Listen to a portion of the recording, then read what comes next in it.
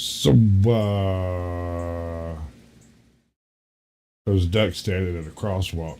He's waiting for the light to change and standing there. And just as the light changes and he goes to cross the street, Chicken jumps out from behind a trash can and says, "Don't do it. It ain't worth it."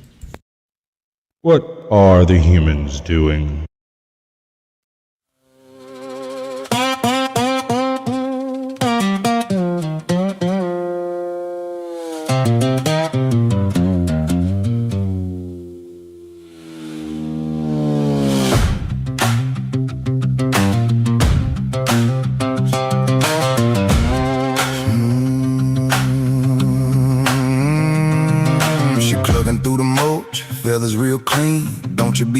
Bird is dirty and mean. She laying on Monday, now she slaying on Sunday. This hen's got a body count like Ted Bundy.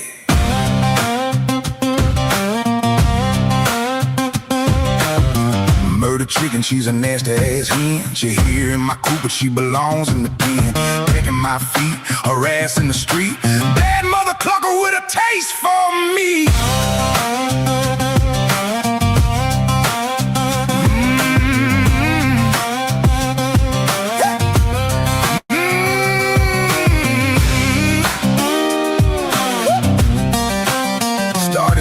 As a chick, now she's straight up vicious. Went from fluffy and cute to downright malicious. Dust bath queen, Lord, she plotting your doom. Scratching up trouble from dusk to noon. Murder chicken, she's a nasty ass hen. She here in my coop, but she belongs in the pen. Made my kids cry, now she sit there chilling, ripping up plants, pecking toes when I'm grilling. Now let me tell you something.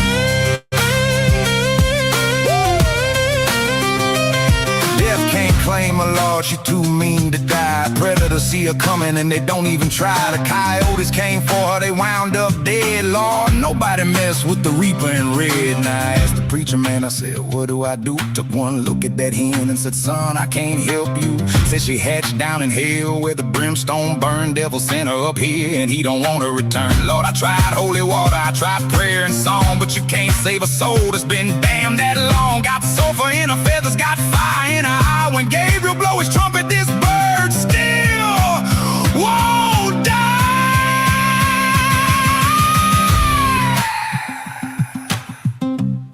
I believe, I do believe, Satan himself is scared of that chicken.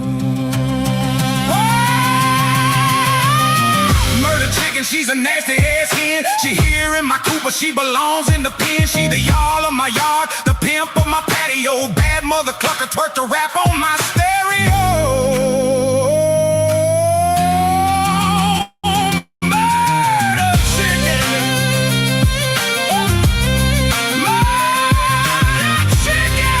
You should see the thing. Lord have mercy. Ain't no survivors. No survivors. No survivors. Ain't no. I think about that right there is about all of that I believe that I can handle. How y'all doing, ladies and gentlemen? I got a couple of little ideas going on over here in my little skull pan. Although admittedly, I kind of want to go over that fucking shenanigans that just went down with Dusty. That was hilarious. But in the spirit of maintaining a separation of duties, yeah, I said duty, we're going to go.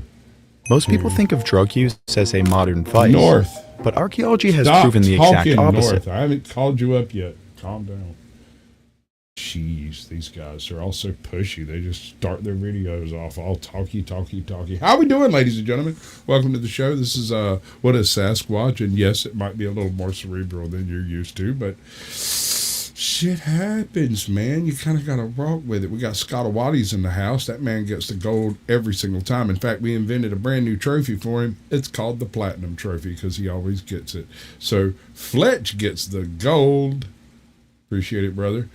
Tootie Bug gets the silver. And Hurricane Perro gets the bronze. Welcome in. You just barely missed it there, 1A Wizard. I hear you had a birthday the other day. Happy birthday, my brother. You doing good? Ooh, we got the reason for jiggle physics. You got to do some jazz hands for me. You got to like, that'll do. That's close enough. Good girl. All right. How you doing? Yeah, nobody's going to ask you to do jazz hands. I mean, that's pretty safe, I think. You always coming over on my shows. I'm going to come on your show. What's up? I like it when people come in general. Uh-huh. What's up, Watt Life? Good to see you, bud. Appreciate you having me the other day. That was actually tons of fun. Usually I've always got some kind of freaking job when I'm somewhere, and I got to hang out on this panel and do absolutely jack nothing. Just talk, which was, it was, you know what I mean. Like, oh, that's a bulldog. Oh. Yeah. He's a real one. Yeah, my son and my brother. I hope you're doing great, brother. I hope you got all your birthday wishes and everything. You ever heard of the stoned ape hypothesis? Who? So there is this bit of academia out there, right, who have leaned away from the religious explanation for every single thing that we find under 5 foot deep to religious but drug induced, right? So there's some very little direct evidence of drug use anywhere in the prehistory, right? It's not until you actually get to written history that we start seeing, like, almost immediately every major culture in the world already had a tradition of various drug uses that some are acceptable, some aren't. They're culturally, verboten or whatever. But yeah, it's an interesting concept. So, like, where did the first religious thought come from? So this goes back to what you think, where you think people came from, doesn't it? Yeah, of course. Because this has different ramifications based off of where the starting point is. So if you believe we were following herds across the African veldt, you might buy into the whole mushroom hypothesis, where monkeys eating mushrooms led to religious thought and abstract planning, which led to tool use and everything that you see today, fucking abortions and transgenderism and Congress, the whole nine. It's downhill from there, right? If you believe in, like, the aquatic ape theory, then you might be more inclined to believe that it was the regular timing of the tides and the fact that all of that stuff is predictable led to the obvious conclusion that so are days and weeks and months and years and stuff like that. And so planning was a natural follow through from figuring out that the tides are going to come in again tomorrow, right? Yeah. That's a big deal, apparently. But here's the thing. We find, I don't know how to describe it. It's not necessarily religious, I don't think, but it's traditional activity, right? These are things that, for whatever reason, a group of people decided were important enough to include inside their daily life. And we find evidence of these things in various, mostly cave sites, because those are the most well preserved. Right, so that's basically the only place we have observation of it. I guess it didn't really start out as get labeled something as religious, but more so it started out just being a ritual thing to do, a habit that you do, and it just becomes, and it just grows and expands the more generations carry on, and it just evolves, I guess, right? Yeah, and 1A Wizard has a point here. Yes, animism as a feature does predate religion, but at the same time, animism is also a prequel to half a dozen later religions in the world. So it kind of is the first religion. That whole the earth, the sky, the waters, the seas all have an individual identity, and you shouldn't offend them. You know, that whole concept. Anyway, are you familiar with the channel North 02? Do what now? North 02. Pretty sure that's right. Let me see. Let me turn off this fan. It is my fan. No, it's I got a box fan in my window right now. Like, so do I. Some smoke outside because it's nice and cool so outside. So do I. That's what we do. That's Southerners, box fans in the windows. So the point of all this is to say, go ahead. Is to say that there is a school of academia that believes that our entire branch of humanity and the whole problem-solving nature of our minds is based around the onloading of psychedelic or otherwise nootropic substances. And I think that is a wild theory.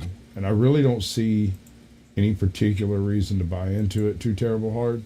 But at the same time, you can't just discount it, can you?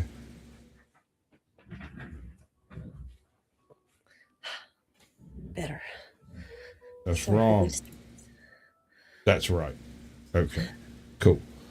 So, if, hypothetically speaking, the gods we can see, feel, and touch, right. Or the way it was explained to me is it's not so much that they're gods as they are the literal vibes of the earth. So a river has one set of vibrations. This particular forest over here has a difference. And you know when you leave one and enter another, not because you walk out of the trees, but because you feel the difference in the environment. And I thought it was a really sort of esoteric way to explain it. And I kind of dig it. I kind of get it after a fashion. But here's what North 02 has to say about the whole thing. Most people think of drug use as a modern vice, but archaeology has proven the exact opposite. Beer predates farming, weed was domesticated before wheat, and Göbekli Tepe was a brewery. But the evidence of drug use goes back much further than you'd ever expect. Drugs are everywhere in nature. Think of it. Weed, shrooms, peyote, they're all just sitting there waiting to be used. All right. That does not mean immediately run out of your house looking. Sit down, finish the show. God. And dozens of wild animals have been documented enjoying their psychoactive effects. Birds get stoned on marijuana seeds, and elephants get drunk on any fermented fruit they can find. Like sex, hunger, and thirst, the pursuit of intoxication can never be repressed. It is biologically inevitable. But from an evolutionary perspective, this is difficult to explain. Birds drunk on fermented fruits fly headfirst into windows, while disoriented monkeys ignore their young and wander off into the jaws of predators. Intoxication is dangerous and often leads to death. Right. So why would any species do this? And it goes further than some drunk elephants and a few drunk monkeys. Birds, freaking dogs. If you have a house party and you have a bunch of people around drinking beer, not every dog will run and drink beer, but there's about 15 to 20% of dogs that will not only go look for the beer, but they will find it. We had this one, and we named him Otis because from a very small puppy, he would tip over a beer and drink it immediately without batting an eye. If you set a beer down, you can set a Coke down, you can set a Sprite down, you can set anything else on earth down. You set that beer down, he was going to tip it over and sit there and drink it off the concrete. Just as fast as it come out. My mom had a miniature horse, and that some bitch, we were out there having bonfires and stuff. He'd come over and wanted everybody to give him shotguns, and then he would grab... That's animal cruelty, madam. I would appreciate it if you don't mention that on my Evan channel. Williams. And tilted up and drink it. Oh, no, Otis has the best I'm a fucking alcoholic story ever. So, we lost Otis. Just disappeared one day. Couldn't figure out where he went. Didn't know where he was gone. Everybody got kind of worried about him. And neighbor calls us up and is like, "Hey, we found your dog. He's over here under my pump house. He got into Uncle Oliver's old shine box in there and then done got his head stuck in one of them jars. Oh, dear. So we ride over there, we pick him up, and homeboy's having a real rough time of it. He's in a wine bottle, but it's not a bottle. It's one of them big, like, pickle jars, right? A big-ass mason jar. And his mason jar neck was just barely big enough that he could squeeze his whole head in their ears and all. Now, I don't know if you know what an Alabama Red looks like, but they're almost half ears. Like, most of their head is ears, and if you can get the ears in, don't necessarily mean you can get the ears out. And so he shoved his head off in this wine cask thing and was alive, but only just barely. Long as he laid there, he could breathe enough, but he was hassling for a while. And we're on the way home. He wakes up in the middle of it and just goes absolutely crazy and shakes his head, hits a brick in the back of the truck, shatters the damn thing. So now he's got this broken glass collar of fucking destruction around his neck, and he didn't break, did it? No, it didn't. And he hasn't had a real good breath of air in God knows how long. We don't even know. Right? He was gone for at least like 8 or 9 hours before we found him. We don't know how long he was over there with his head stuck in there. It couldn't have been too long. He was still alive. Anyway, so now he's awake and he's active. And he's kind of going a little nuts, nipping at everybody in the back of the truck. And everybody's kind of taking turns pushing him away, trying to keep from getting cut from all the glass. It's only like not even a quarter mile between this guy's house and ours. So we get next door, back at the house. We lay him down, and he jumps off, runs, hides in the shed somewhere. We spend 2 hours trying to dig him out of the shed. And when we finally get him out of the shed, how, pray tell, dear Tootie, do you break a mason jar top without harming the animal within? Oh, my God. I mean, probably 2 people got a hold of his head, 3 people got a hold of some bitch body, and then somebody get in there. At this point, this beagle was a good 45, 50 pounds. He was a big, thick guy. Oh. And yeah, you're about right. We basically took 6 of us. Everybody grabbed a leg and a piece of tail and a piece of skin and held his ears up and everything. And then we got a hold to it with a couple of really big like the blue handle channel locks. Yeah. And just snap. And we got him loose. And it wasn't no big deal. Nobody got cut. He got like one little bitty nick on his chin, which I thought was amazing. But he lived. And do you know where we found him the next morning? Same fucking place with some more of that wine? Well, no, he was curled up where the wine was. Woke up next morning, Otis is gone. I get in the truck, ride next door, go look in the dude's shit and the dude's pump house. There's Otis, curled up where the box used to be. And I'm like, come on, bud. And he's like, and he comes out and lets me put him in the truck. We go home. All moping. Which makes me wonder how long he was over there slurping on that bottle of wine before he got his head stuck in it, right? How much was in there? It was a gallon. He ingested the whole fucking thing. I would not be surprised in the least. This is the same dog that got up on a chair and got up on the table and jumped into the hunch punch. What kind of wine was it? Oh, nobody fucking knows, dude. There wasn't enough to tell, and it was all vinegar by the time we smelled it. Probably plum, if I had to guess. Something like that. I made some blackberry wine when I was in high school. But I want to advise anyone out there planning on making blackberry wine that there are lots of snakes in the blackberries. And that's not the dangerous part, because the blackberries are the dangerous part. Right? If we are truly the product of natural selection, what could explain this? According to ethnobotanist Giorgio Samarini, the risk is worth it because intoxication promotes lateral thinking. Lateral thinking is thinking outside the box, without which a species would be unable to come up with new solutions to old problems and eventually go extinct. Intoxication is therefore a useful evolutionary survival strategy, And the implications of this idea for human evolution are profound. And that brings us to a bold theory. What if what helped us ascend from primitive ape to tool-using human was getting high? The stoned ape theory proposes that psilocybin mushrooms drove evolution forward, making us more intelligent, socially complex, and successful. The truth is that psychedelic mushrooms were abundant across the environment our ancestors evolved in. So by training the monkey mind, we became smart humans? Well, the idea... Okay, so what's up, crack baby? Go. Hit the link. Come on up, brother. You're invited. There ain't no raisins in the tater salad. I brought some raisins. You can put them in there if you want to.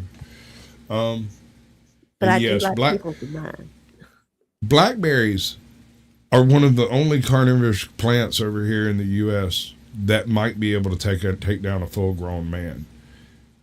You don't raise sheep in certain part of Georgia, and it's not because they won't grow here. It's because they get caught in the blackberry patch and die. I've seen grown men get stopped by a blackberry patch thinking they was just going to boil their way through it. And, well, Carhartt is damn good, but it don't stop the drag. They'll tangle up a bush hog just as fast as a barbed wire fence will. Right. You get off in the middle of them and realize that you just don't have the strength to push your way out anymore, and you end up crawling out. That shit's rough, bro. What's up, Brandon Mitchell? Good to see you. I'm your Huckleberry. Good to see you, John Denicola. Welcome in, brother. I have done the wrong thing. I apologize. Blackberries will fuck you up. Yes, sir. Bro, somebody gave me something called dope dough last night, right? And I sat down and there was only like 3 or 4 pieces left. So I did the math. That was like 20 milligrams. And I'm like, okay, man, like 20 milligrams. I'm not shit in a joint, you know what I'm saying? Like, okay, 20 milligrams, whatever. Yeah. I'll tell you the thing. I don't think their math is right. Right? Like, about 20 minutes later, I was eating the fucking pancake with peanut butter on it. Maybe their math was like, okay. I don't think they're bad. Because here's the thing: the chick that gave it to me, when I found her, she was sitting just inside the kitchen eating ramen noodles out of a boiler with a plastic fork, and just stared at me like she had made an error. Yeah. I was tickled. I want to do a munchy right there. I want to do a short series called Tweaker Thoughts. I'm not sure what it would look like, but I'm thinking about. I would love to do it in like a dramatic setting with dramatic lighting and all that silly shit. But it's not necessary. It'll be funny enough on its own.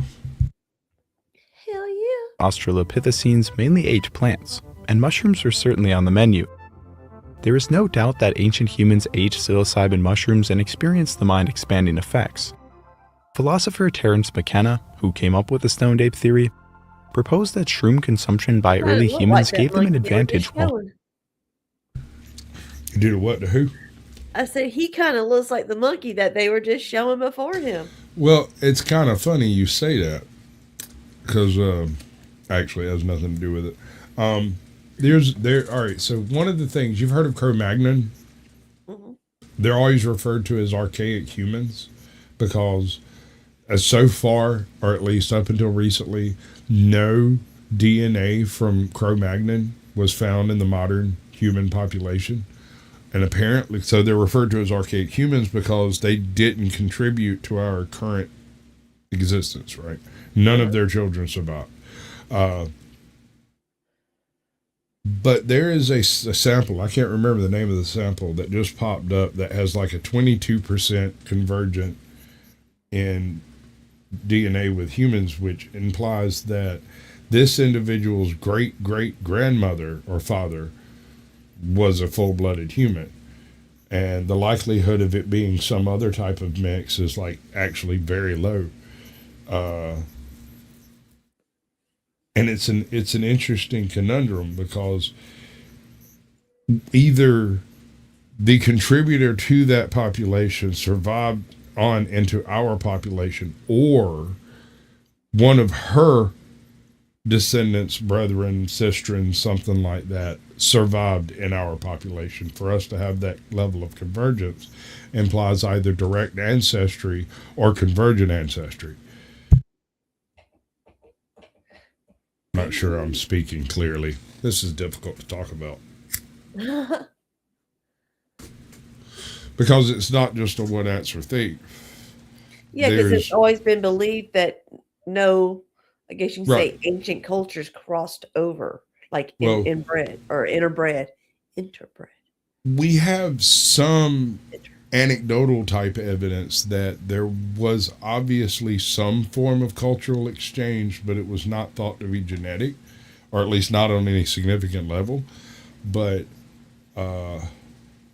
the thing about this is a female sample, and I think it's only a piece of a jawbone from an archaic species of human that has something like 23% convergent genetics, which means, like I said, either their direct descendants survived into the human population somehow, or at some point in time before this individual was born, they shared a human ancestor.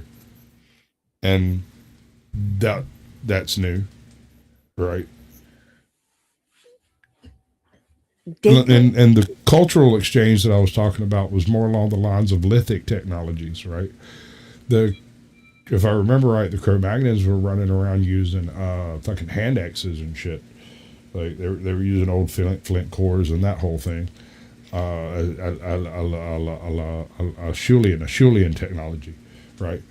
And then like real people come along using Moostrian technology, and that completely offset the classical hand axe flint core knapping style. The core remained because it's an excellent source of material, but the method of knapping that core changed significantly, almost immediately dropping into like fairly well stylized points and whatnot. Cool beans. I wish I knew more about stuff to be able to discuss it better with you. I was very impressed as a child with Indiana Jones and decided I wanted to be an archaeologist. And here's the difference. When I found out it wasn't whips and snake pits and ancient tombs, that didn't turn me off. The idea of being in the middle of nowhere, being paid to be in the middle of nowhere and to do nothing but sit around and scratch at some ground to figure out what was here. I mean, I could think of a worse way to spend a weekend. Yeah. Damn it. I've been paid way less to dig holes a lot deeper for less reason. I'm just saying. Yes. What's up, Megan Jackson? Welcome in. Good to see you. I don't know what them little squiggly faces are, but there's some squiggly faces for us. Right. It was like excitement. Is it like, you're so cute kind of thing? I feel like that might be what it is. Hunting and foraging. He based this on a study which found that psychedelic mushrooms could increase edge detection and visual acuity, helping our ancestors hunt and forage more effectively. The shrooms... Holy shit, really? I didn't know that. Edge detection? That, you know what that means, right? No. Camouflage. It allows people to see through camouflage, or rather see what is camouflage. One of the things about camouflage is breaking up the outline, right? A lot of people's vision isn't as sharp as like your average 12-year-old. And so whereas an average 12-year-old will look out there and say, oh, look, there's Sasquatch. You would look out there with your bare eyes and be like, I don't see shit. You know, you got to give me jazz hands, baby. All right, close enough. That'll work. No, you ain't got to mammy it up, man. Calm down. What up, brother?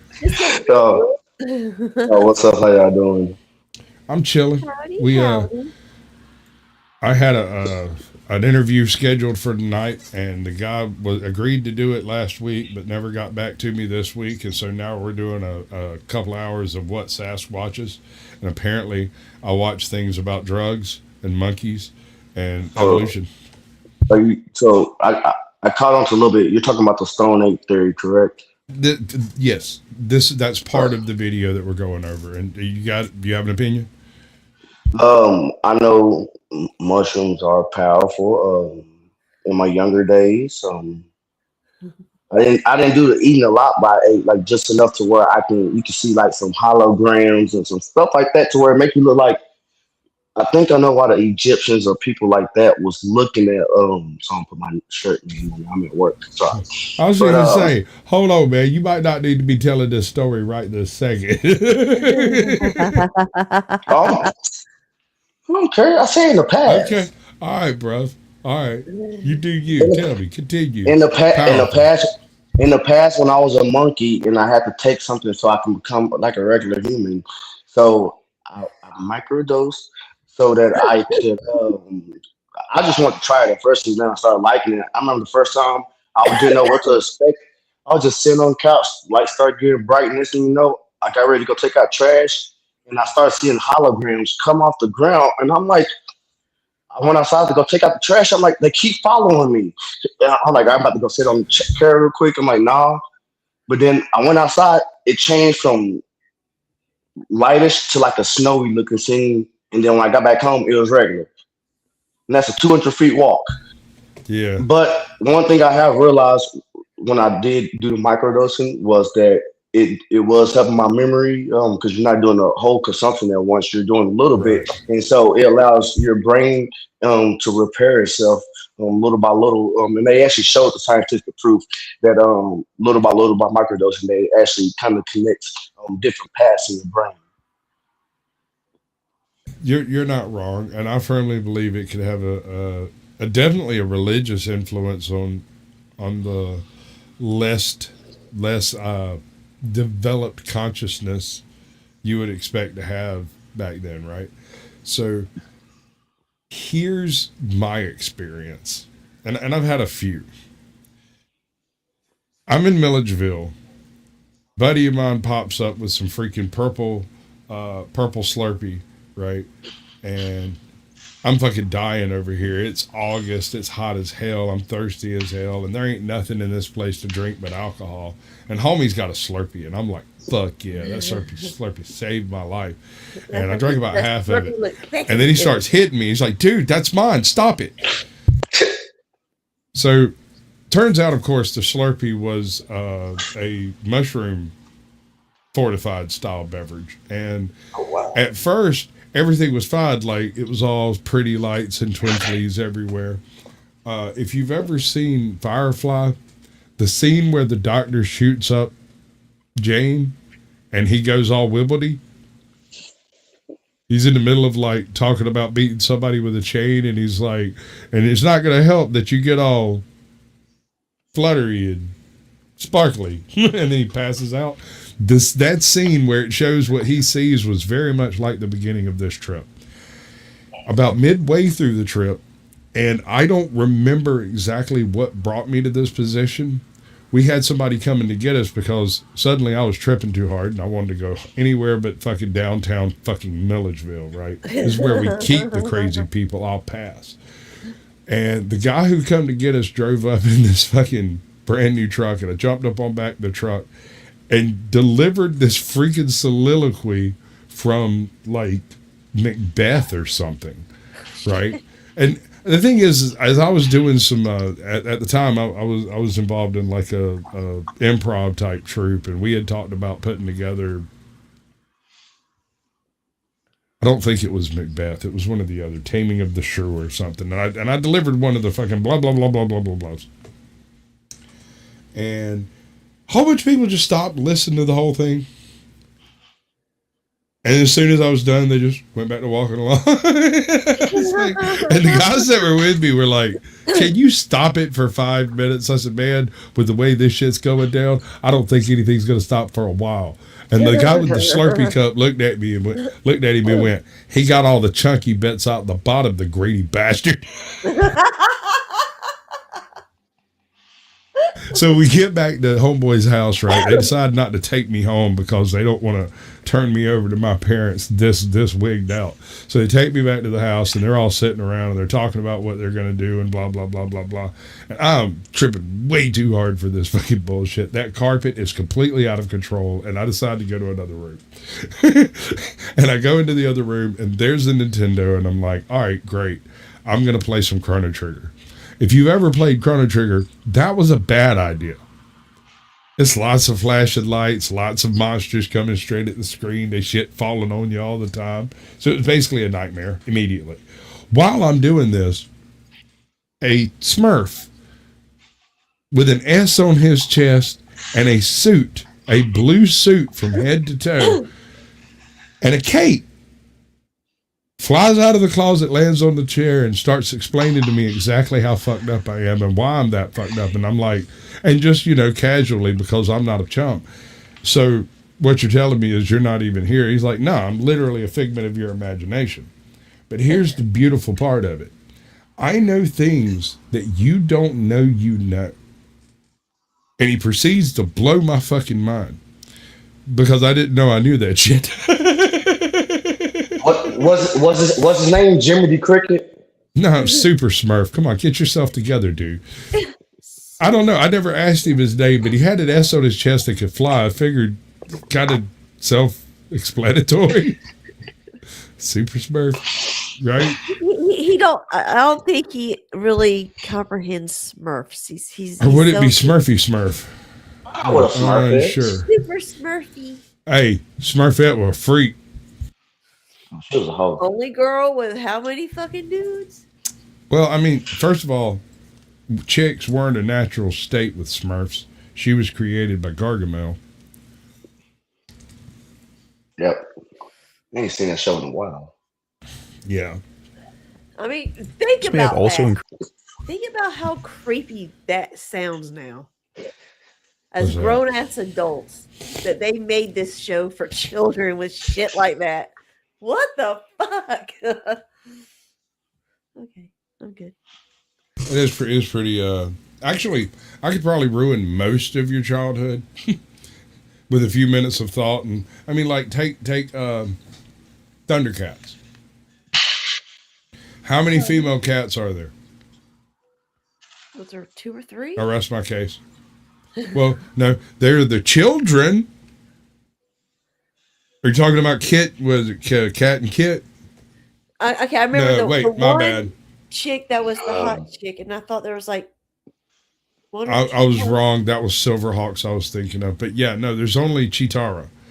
Chitara is the only female Thundercat, and so we need some explanating because you absolutely know Pantro is the one tagging that. Man, I had the worst thing as a kid, as a grown up, because my favorite movie was Willy Wonka, Gene Wilder version. You are a twisted bastard. And so where I'm about to go, right, for the original story. Go ahead, bro. Once again, I found this out as an adult, so I didn't know this as a kid, but it was some deep slavery. Well, it goes like this. The Oompa Loompas were taken from an island that was being threatened by climate change, essentially. Their homeland had flooded, and he offered them a place to work in exchange and live free, quote unquote, in exchange for their expertise in making chocolate, which was the whole reason that Wonka's chocolate was better than everyone else's chocolate, because it had the Oompa Loompa recipe. And no one knew or realized that it wasn't that he had the Oompa Loompa recipe. He had the Oompa Loompas making the chocolate, which is a little bit different. This is some King Leopold type shit. Well, it felt a little bit slavery-ish in the way that some people explained it. Which I don't like. Pick your slave and get them someplace. It might benefit you some way, but this is not a lesson. I'm not saying I agree with slavery. Are you sure? It kind of sounds like. Nah, we good, bro. Only if they're beneficial to us. Stop it. Get some help, sir. Leading to a reproductive benefit. Higher doses would dissolve the ego, leading to a more selfless and efficient group. So the mushrooms were there, our ancestors were eating them, and they genuinely altered the mind. So did they make us human? McKenna was harshly criticized by academics and not without reason. The study he based his whole... First of all, Kenna is a philosopher, not an archaeologist or in any type of paleontologist of any description. He basically sits around and thinks real hard.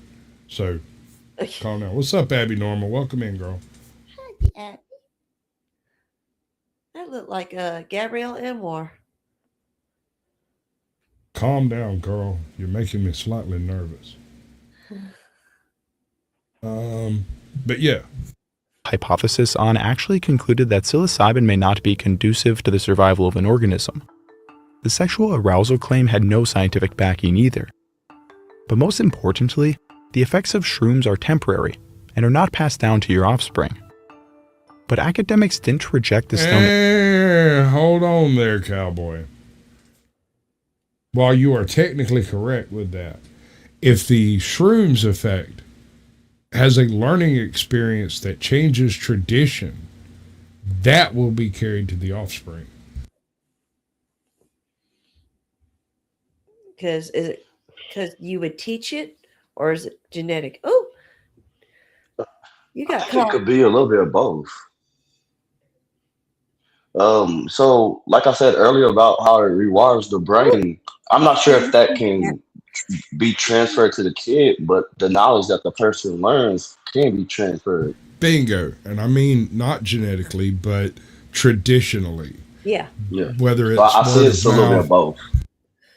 It can't genetically. I don't think it can be genetically. Hold on. He's got a point, because it's the type of genetics that benefit from that type of exposure that would be passed on. I mean, see what I'm saying? So what is it? So the genetics are predispositioned to doing such things, whereas the act of doing it is a learned action. Yeah, because they say because they say that we learn a lot of stuff genetically from our parents that we might not know how to do it, but we're born with that. Some people born with just artistic skills. It might not have been their parent, could have been their great grandparent or somebody, but traditionally it comes through the genealogy. Yeah, but for it to be an actual physical genetic,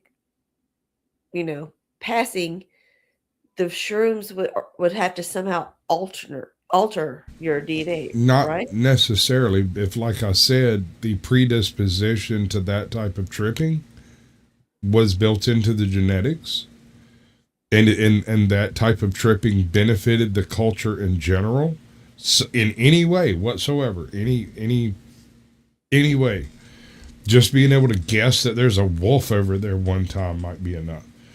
That individual's progeny would be more successful than the others that didn't trip. And so I can see it. It would be a self-fulfilling feedback loop. I wonder how long it took them to figure out that inbreeding was bad. Run that by me again. Say that again. I wonder how long it took them to figure out that inbreeding was bad. That they had to actually go outside of their said family to not have issues. That's a good question. I suspect that pheromones took care of that long before culture had to worry about it. Our disformity, we're doing this and our kids are coming looking out like a certain way, or we might need to change our ways. Well, I hear you, but I'm not sure they would necessarily make that connection. It would take numbers and numbers and numbers of generations for that to actually connect up, right? But in this case, we're talking about 200,000 years of generally open natural selection, and they didn't choose their siblings as far as we can tell. So obviously there was something precluding that as an option, although what it might be is a debate. Like I said, I would assume pheromones would clear that up before you ever got to a cultural reason not to. Yeah, I can see that. I mean, I might be wrong, but I wonder how long it was dirt out there. Eat the red berries. ape theory because ancient humans weren't eating mushrooms. They rejected it because McKenna overclaimed what those mushrooms did. The mushrooms were absolutely there, and our ancestors were probably eating them. They may have helped our ancestors with the lateral thinking that is needed to invent new tools and strategies. So did shrooms make us human? Probably not on their own, but they almost certainly had an effect on the evolution of lateral thinking. Psilocybin mushrooms are one of the most... I'll tell you another thing that really affects lateral thinking, and you can make of this what you will. Apparently, and this works with a fire, and it doesn't work with other forms of light, even unstable forms of light, even things like Jacob's ladders and those little Tesla balls where you can touch it and the thing follows you. Anyway, staring at a campfire, the coals in a campfire, does things to the brain that are very similar to like a trip-like state, although it immediately stops when you stop staring at it. Have you ever just stared off into a fire, looked up, and it's been an hour? And it's like, every the fuck time just I'm happened? high in front of a bonfire. You just kick back, you're nice and warm, you just stare at them coals. And they're so alive. What They're you're just saying like, is you're double whammying it, because you are both accessing the stoned ape theory while utilizing the staring into the fire theory, because both of these things have similar types of like brain neurochemical activity.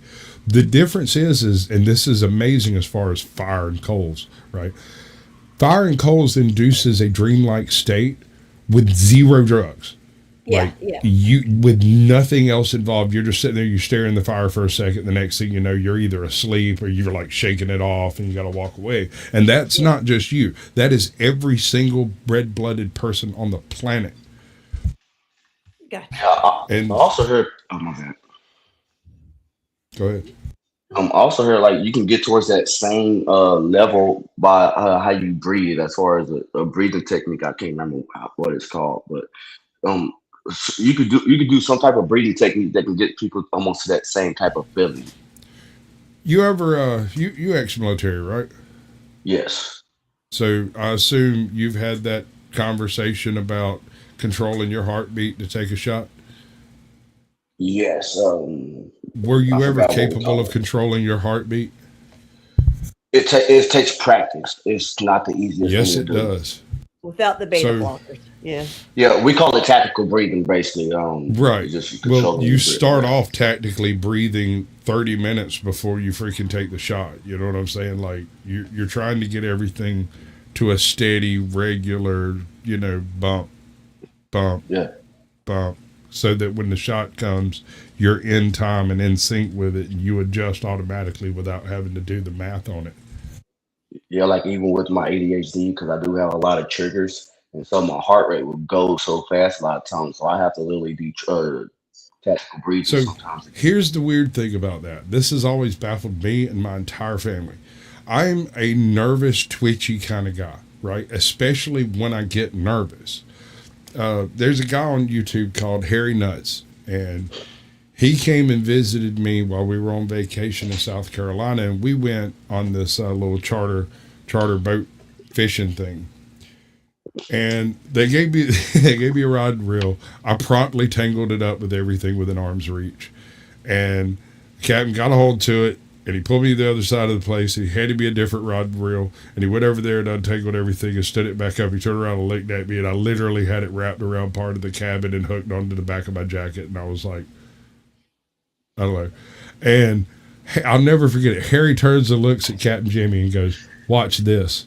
And I was just getting everything loose, and I got it straight, and he's like, "Sasquatch." So what's that, man? He said, "Tell me a joke." And I started telling him a joke, and just the most beautiful cast you ever saw. Zzz, right off the side of the dock, caught a fish, and then immediately got everything tangled. And as soon as I got it loose, he goes, "Sasquatch, tell me a joke." So I told him a joke. And yet again, right into the mouth of a creek, right under some brambles, and Captain Jimmy stops and goes, "Sasquatch, I got to ask, how long have you been fishing?" "Oh, let's see, I'm 47. About 47 years. He just started laughing. He's like, you just get all tangled up when you get nervous, right? And I'm like, well, that's part of it. But part of it is I overthink everything. I'm like trying to plan everything out, and I do it all in the wrong order with my hands when I'm thinking it over, you know. And he's like, because what he was commenting on was the fact that I was using multiple very complicated launching methods, the kind of stuff that experienced anglers use, but only when I wasn't paying attention what I was doing. Otherwise, I was catching my hair and my hat, and it's like, ugh. You were using one of those, was it one of those reels that they're like, they look really cool looking, and you think they look easy to use because they got a push button, but they're very, very complicated because they had to do all this crazy stuff and everything. Oh God. No, I was using, these were all bait casters. He had a full setup rig of straight bait casters, everything. And that's fine. I mean, I've used bait casters before. The thing is I was nervous. I just met Harry. We was on a boat. I thought he was going to murder me. He was 6'7". Like, the man is a gigant. Like, he is one of the watchers. Homeboy is huge. And here's the thing. When he films, when he's doing his live streams, he holds the phone up, and so he looks short. And then when he gets out of the truck, and it's like, dude, I'm 6 foot. It ain't often I got to tilt my head back at folks. I'm just saying. You're Squatch, he's calm. What the fuck? Dude, he's a gigant. I'm looking up to people my whole life. You short? You one of them small kings? I'm 5'7". I'm 5'7", but people think I look like Kevin Hart, and Kevin Hart is shorter than me, so that's an insult. Oh, is it? Damn. No, but if I was you, I'd ride that motherfucker straight to Hollywood. So. Hell I'm doing Kevin Hart lookalike contests and shit. I've been called Kevin Hart since the Marine Corps. Movies. Hey. That's where I got the nickname. Kevin Hart was in the Marine Corps. Yeah, well, cool. Being a Marine and having, a lot of training with stuff and whatnot, you could possibly be a double for him. Kevin Hart, if you need a grown little man to replicate you, you can crack maybe a holler. Replicate? Grown ass little man, huh?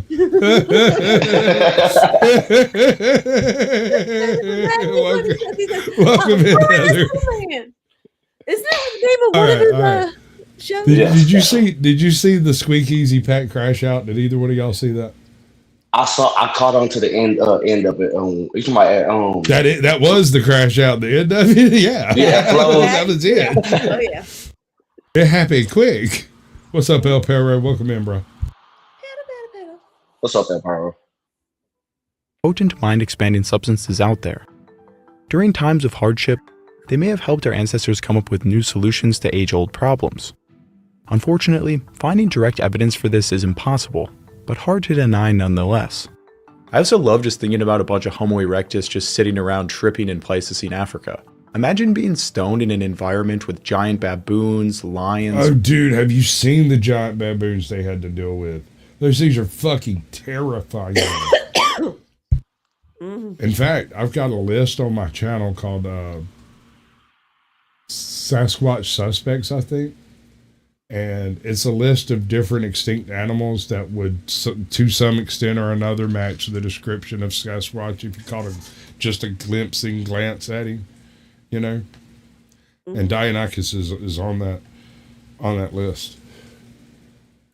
Paranthropus, and all you have to defend yourself is a wooden spear. The more you learn about human evolution, I swear the more absurd it gets. And as it turns out, shrooms were just the beginning. As our species evolved, mushroom use became institutionalized. Shamanism is one of the oldest spiritual practices on Earth. It is built entirely around altered states of consciousness. The shaman often ingests a substance, accompanied with dancing and drumming that allows him to enter the spirit world. Here, I'll check out Primal Rage, bud. That sounds like something I might be into. Let's see here. Primal Rage, huh? I think I've seen that. I might have seen it already. I watch a lot of stuff. Me and my wife make a point of it. watch a couple of shows or a couple of movies a day. We've been rewatching Vikings recently. Oh wait, are you talking about the video game adaptation? The Rock and a giant white ape. Is that the one? No, that was Rampage. That's the name of the video game. Let's see. 2016. It's a fantastic movie that explores different cultures into the elusive creature. We first think there's only one Bigfoot in one scene where Ashley is walking in the woods. Wait, no, that's a different movie. Oh, wasn't Plumber the Indian movie on Netflix? Or Indian show on Netflix? I don't know. Native Americans, whatever you want to call it. Gorge. No, that was primitive, primeval. I think it's Primeval, wasn't it? Yeah, Primeval. That was a very good show, by the way. I really enjoyed that. I haven't watched it yet. I won't say that about it. But let me just put it this way. That entire thing wouldn't be out of place as an episode of Westworld. I don't know why it had me thinking Westworld while I was watching it, but it did. They obtain knowledge and wisdom to bring back to their group. It's the same exact lateral thinking we talked about earlier, except now it has a job title. Our earliest evidence comes from Europe around 40,000 years ago, where archaeologists have found bone flutes, hybrid figurines, and abstract cave art. Depictions of human-animal hybrids are highly indicative of shamanism, because in traditional societies, shamans often wear the costumes of animals to gain their power. There is no doubt that shamanism was common throughout the world this early on, and they almost certainly were consuming psychoactive substances. Shamans in Siberia conduct these traditions with mushrooms to this day, and their culture traces directly back to the Ice Age. But an incredible site in North Africa finally proved this connection.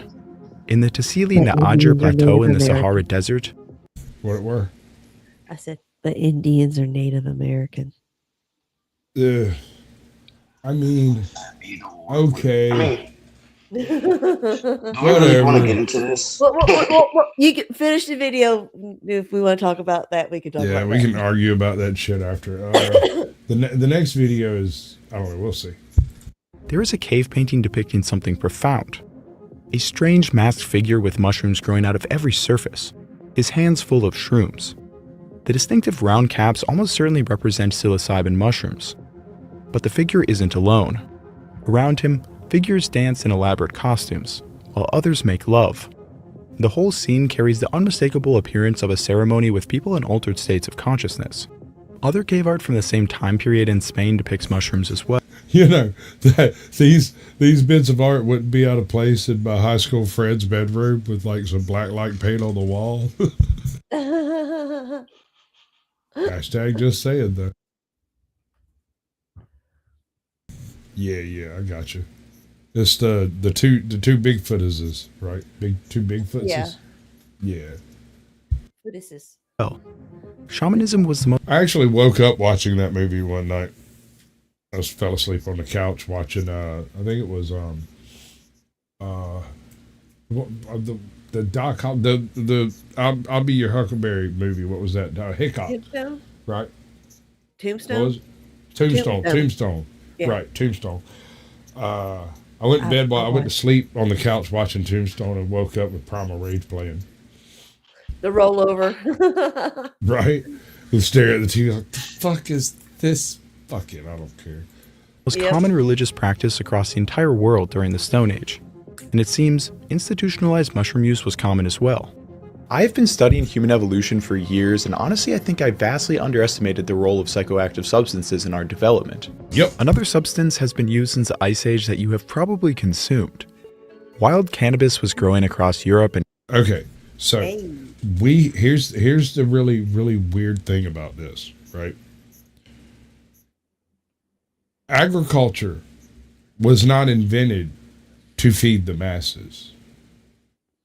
Agriculture appears to have been developed first to grow weed and then to grow wheat, but not to feed people, to make beer.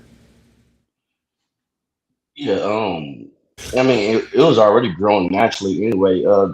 They first called it the rootless plant, which is like a connection to it. But now we have better strains. It depends on what location, of course. But yeah, I'm just saying the human body has cannabis receptors in it. So, it was meant for us to ingest. Do you know what the very first plant that was that we can prove was moved by humans to a new environment? The fig tree. The fig? The fig tree. The fig tree. Because here's the thing. In order for figs to make seeds, you actually have to let the fruit go past its useful sell-by date, if you get what I'm saying. And so it was easy to pick some dried out figs off of a tree with seeds in it and carry them, even though it wasn't valuable as a food crop. We can literally track the movement of different populations of humans based off of the figs that grow where. Because the people that left certain areas of it. Again.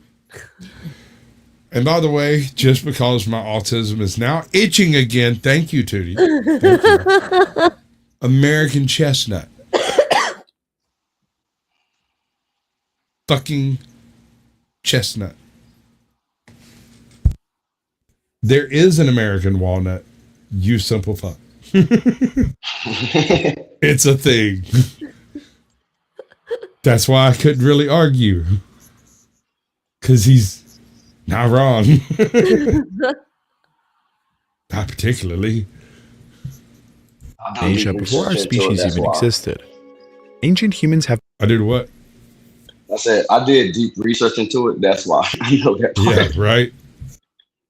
Been living among this plant since the first Homo erectus left Africa some 2 million years ago.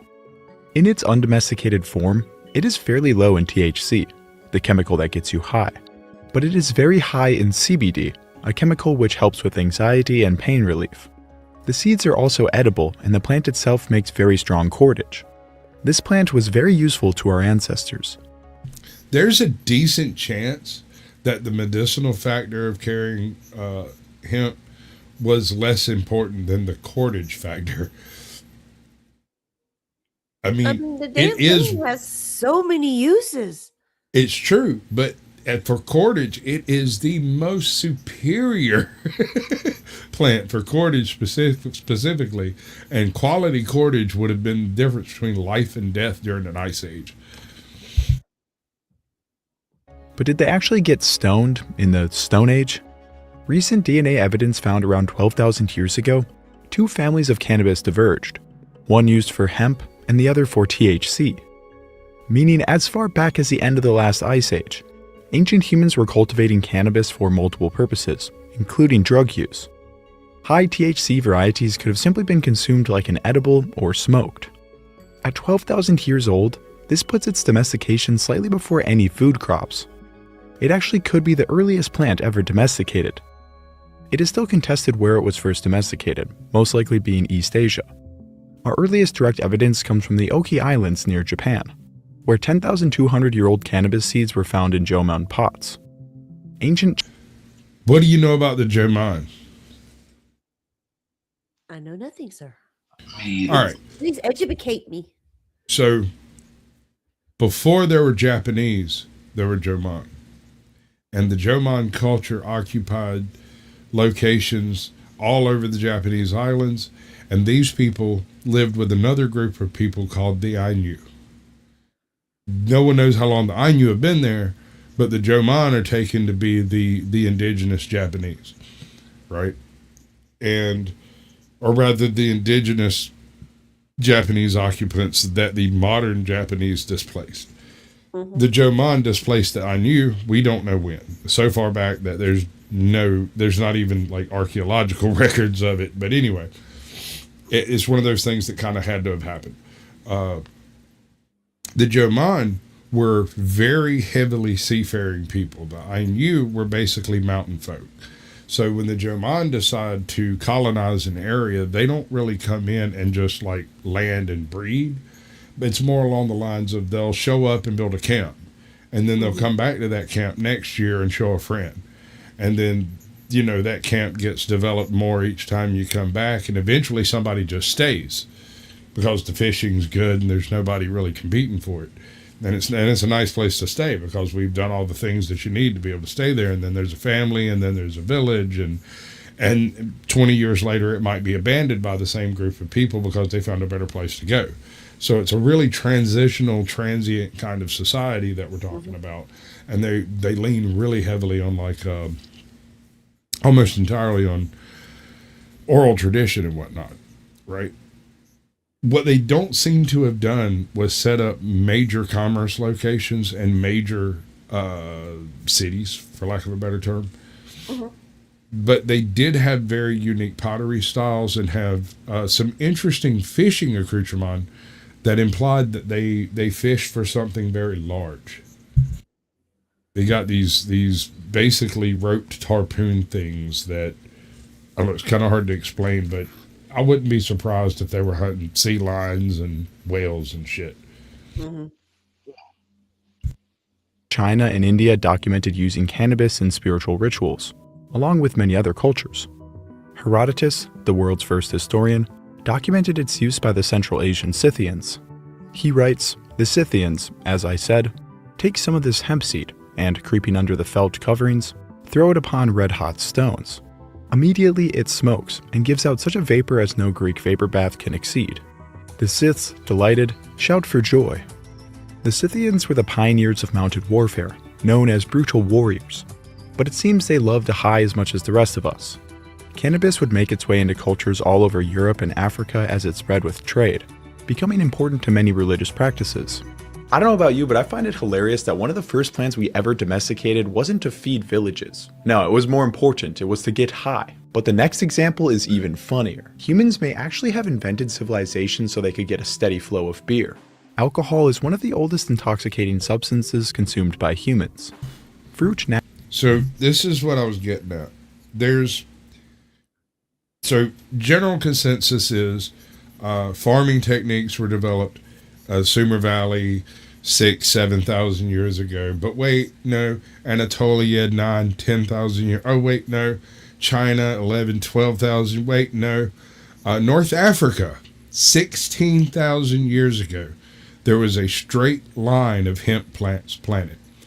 They did not get they were never harvested.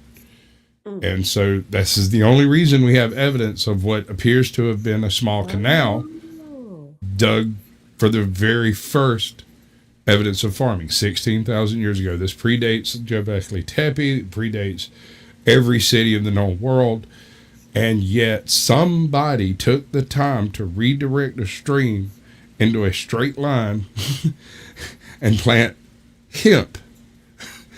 Right. The first gorilla grow was the first grow. That's what I'm getting at. Naturally ferments in the wild, and chimpanzees purposefully seek out this food source, consuming over 2 drinks a day worth of alcohol. Our ancestors were almost certainly doing the same thing, but at some point we developed a more efficient method. In the Levant region starting 15,000 years ago. Welcome in, YouTube police. Good to see you, bro. Crack baby. You met him yet? Oh, yes. He's blessed my own panel before. Oh, cool. All right. Then I'll leave it alone. I can't surprise you with how nice a person is if you already know.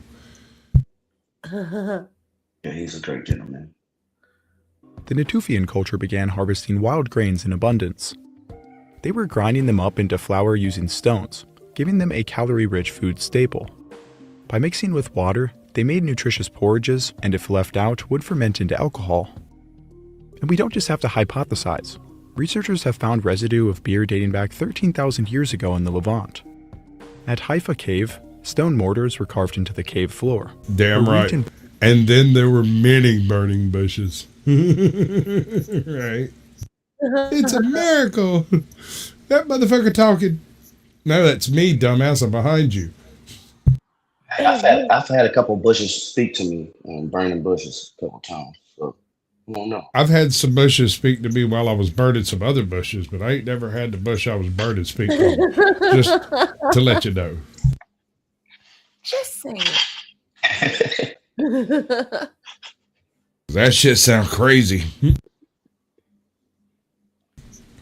Barley-based alcohol were ground and fermented. This proves that beer predates agriculture and even civilization by thousands of years. Imagine getting together with your lads in a cave, brewing some beer, and getting drunk 13,000 years ago. How long does it take to make beer? I guess depending on how well you want it. I've seen people. It can take a few weeks to. Well, not counting cold brew, because I don't think that's what we're doing 26,000 years ago, bro. Or like we're not craft brewing like over that. here. We're talking about just bucket grain beer. Think about, oh gosh. Think about the first beer ever made.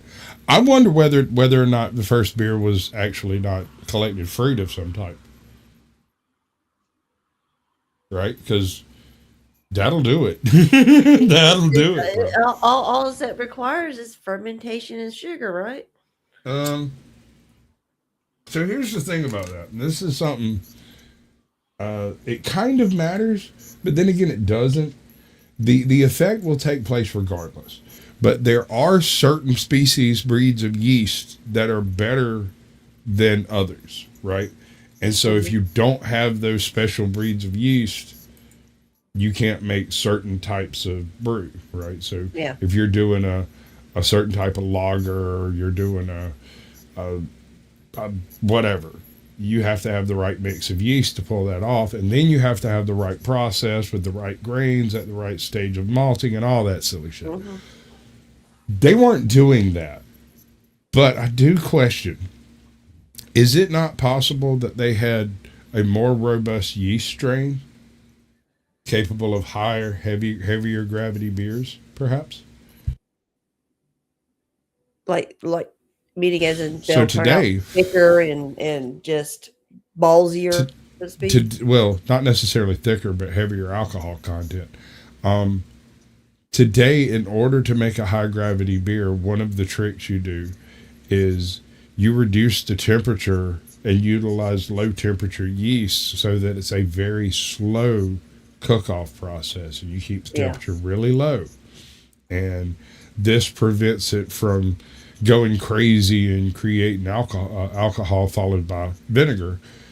And so it cuts off the vinegar producing yeast, but leaves the alcohol producing yeast longer, right? And this creates a higher gravity brew.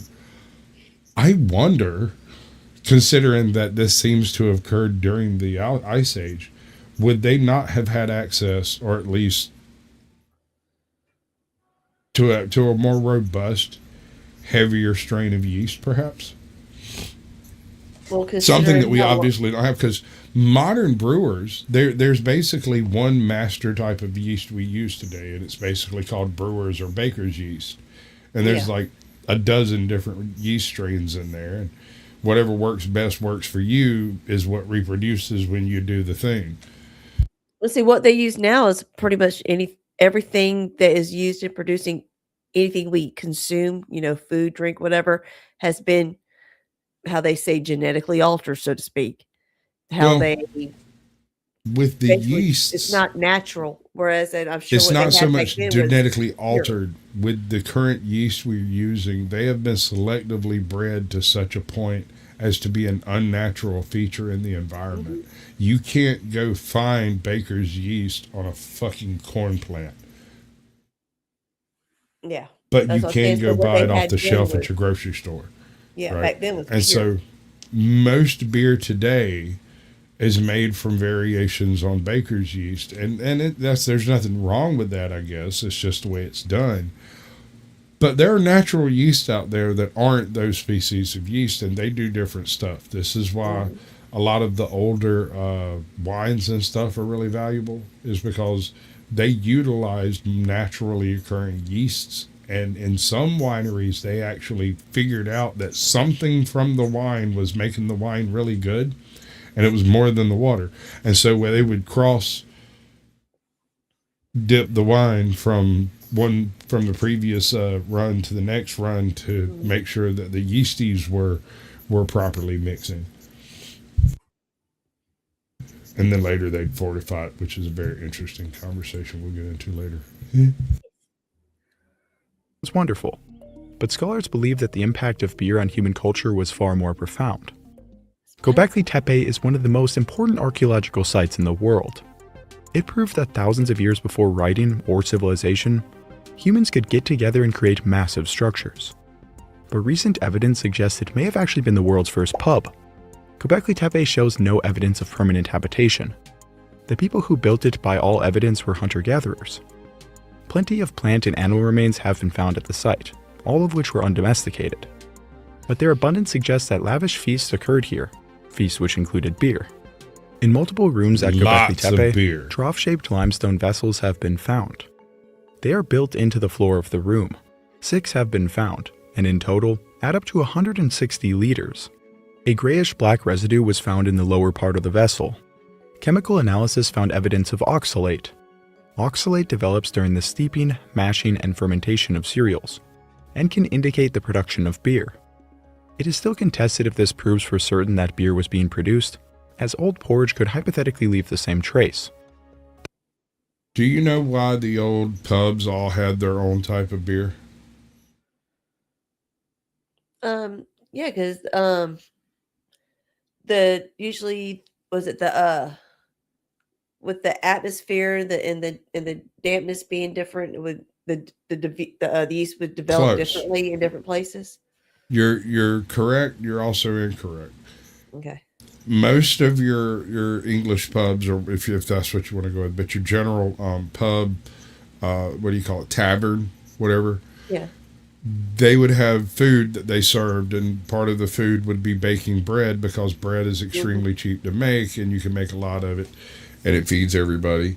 And when bread goes off, you don't throw it away. You put it in the beer barrel to make beer with, because it's still carbohydrates. There's nothing wrong with it. In fact, it's simpler carbohydrates after it's been cooked, because you've already sent it through one process of processing.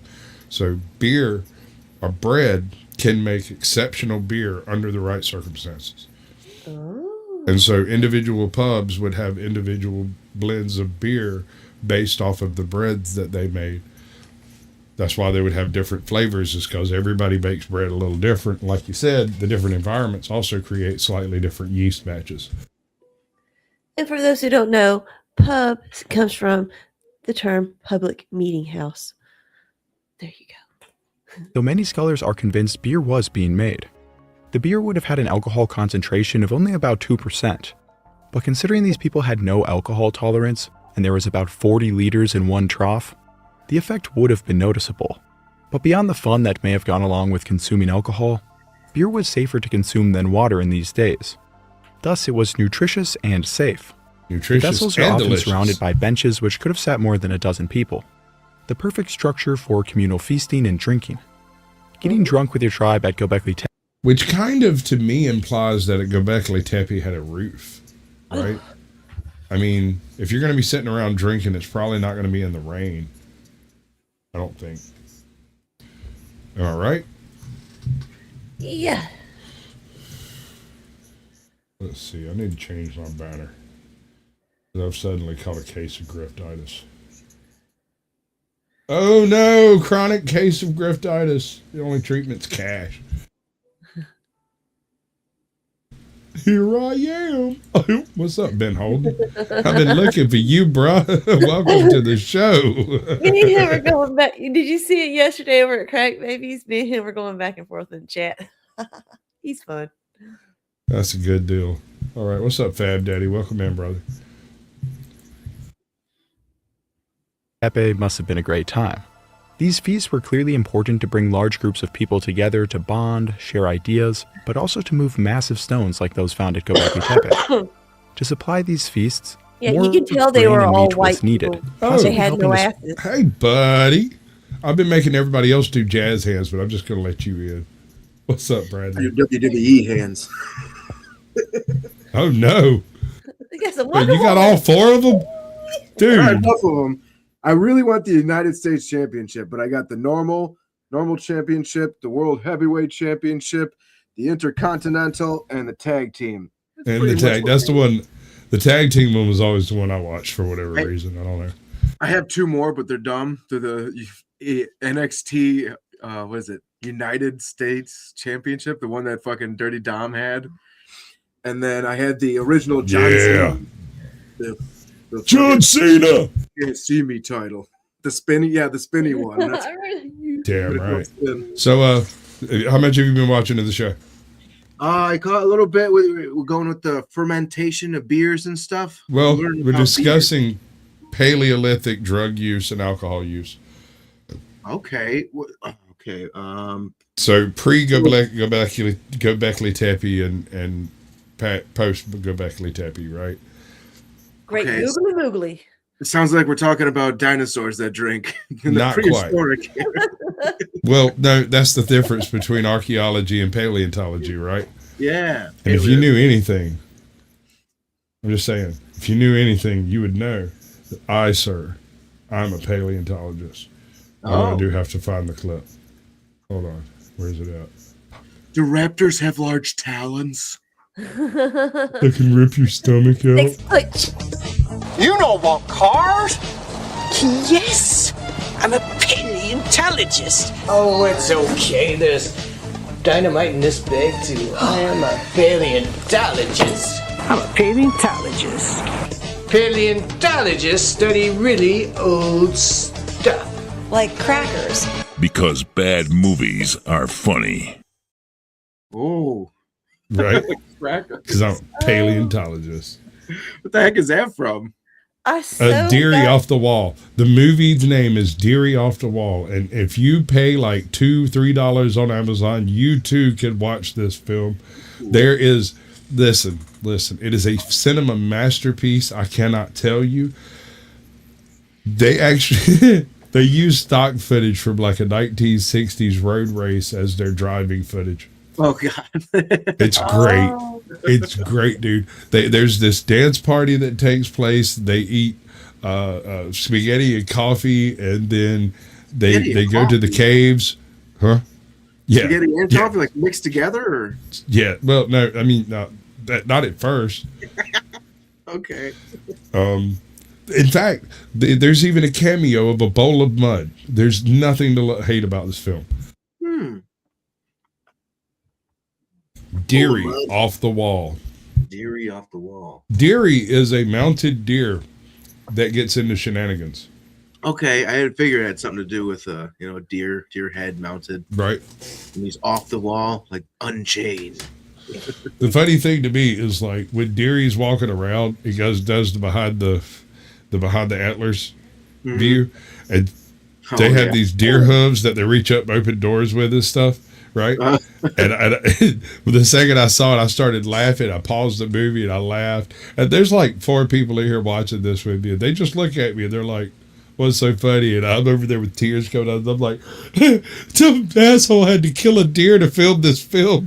Two of them. There's no way those are the actual hooves from the deer they're using to film it. You don't think they were fake hooves? No, sir. Those were not fake hooves. Just trust me on that one. Trust me. I believe you because I remember learning about there's an Australian movie with a kangaroo in it, and there were shots like that with kangaroo hands, and they said that to get those they had to chop off a kangaroo. Yeah, they had to go kill a kangaroo. That's right. It's the easiest way to make kangaroo hands, bro. Same thing for a deer. And for skeletons in movies, Yeah. Well, I mean. What is that? There was a movie that reported. Or if you need a ghouly ghoul on a ride through Disney, you can have you a good old fashioned skeleton up there. Apparently, yeah, those were real skeletons. Some of them reported. Yeah, that was in over the Pirates of the Caribbean. Yeah. Yep. That guy's got a which one? Nice hoe. Yeah, I got a whole stack of freaking layouts over here, bro. Like, I can do all kinds of stuff. Man. All right, so these are all the rest of these are built around particular backgrounds, right? Okay. So this is like a courtroom kind of setup. This one is actually set up. No, this is the courtroom one, and this one's set up for a debate type thing. Okay. So you like come in, you bring this. You've got the media, the moderator. You're pro, you're con. You've got your screen share, and then there's enough room for like 6 more people, I think, and they're all real tiny, called the Peanut Gallery. Oh, nice. I worked on a bunch of stuff for a while, and nobody was interested, so I was like, but it's still there. I can reproduce it, drop of a hat, so whatever. Yeah, that's all good. We're on the domestication of both plants and animals. We domesticated Genetic them. analysis has shown that the domestication of both einkorn and emmer wheat took place in close vicinity to Göbekli Tepe. Therefore, farming and ultimately civilization may have been the byproducts of brewing beer. I mean, after all, what greater incentive is there than beer? And the more you think about it, the more it makes...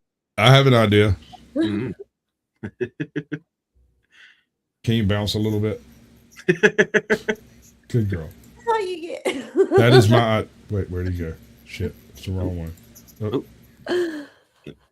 That's all you get. sense. The consumption of A alcohol payout for helps the rest. communities bond, relieves stress, but also leads to that lateral thinking we were talking about earlier. This is And this may fucking have led to classic. new ideas in these communities. But every drug we've mentioned so far are tame compared to what we discovered in the Americas. His hair In looks like America, a McDonald's variety of Archie. incredibly potent drugs have been used since the Stone Age, one of which is coca leaf. So Cocaine. No, coca. here's the funny thing about that their South American jungle everybody talks about, right? Impenetrable, nightmarish, everything's trying to kill you. Jumanji. Unless you live there. Oh. And if you live there, you know, or maybe you don't know, but you utilize the resources that are there, and you realize most of those trees either produce nuts or fruit. That's nuts. Most of those trees, if they don't produce nuts or fruit, are medicinal. Same with the vines. Some sort of fruit or they're medicinal. So that goes to chocolate, vanilla, like 24 other things. The entire Amazon basin is a primordial food forest that's been managed by natives for the past 10,000 years, and only in the past couple of hundred years have they stopped. Oh no, we're having trouble connecting. Careful with the A word. You have to be careful with the A word. It sets it off. Which? Amazie. Oh. the rainforest. That's oh yeah, no, I got you. I triggered his Siri type thing. Oh. If I say Amazon, shut up. It didn't work that time. Actually, I guess it works for you, but not me. I'm in the room. Amazon. Play. No, you'll get no. Playback Betty. Want me to play? An air raid siren. No, I think it's done. It didn't hear it. Yeah, it doesn't like me either. Oh, okay, it's done. Nope. I like to have it make announcements. Those are cool. I know it don't work too well. Let's see, Amazon. Sorry, something went wrong. All right. Congratulations. Just like the rest of us. Yes. See, I knew AI would be a person. You don't have to worry about a thing. Oh shit.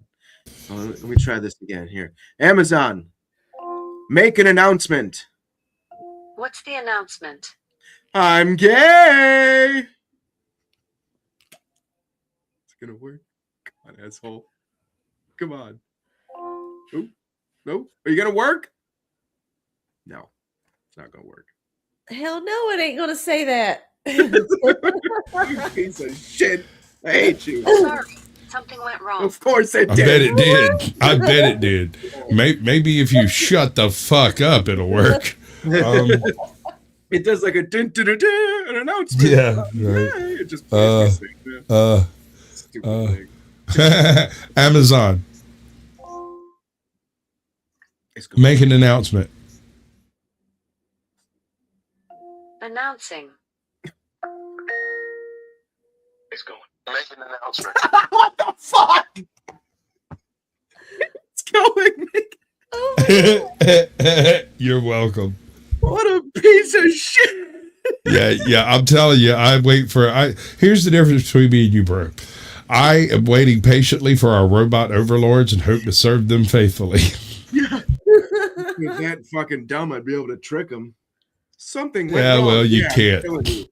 That's why they keep me around. Oh. Damn Yeah. overlords. Damned overlords. Leaves. Hear about The active ingredient, of course, being cocaine. Coca cocaine. leaves naturally grow all over the Andes. Chewing the leaves provides a mild energy boost and relief, but of course ancient humans found a way to intensify their effects. Archaeologists excavating a house from 8,000 years ago found coca leaves on the floor, and along with them were pieces of calcite. Calcite helps to release organic compounds. When combined with coca leaves, it creates a much more intense high. The quantities of the leaves suggest that the wider community was coming together to chew coca leaves recreationally.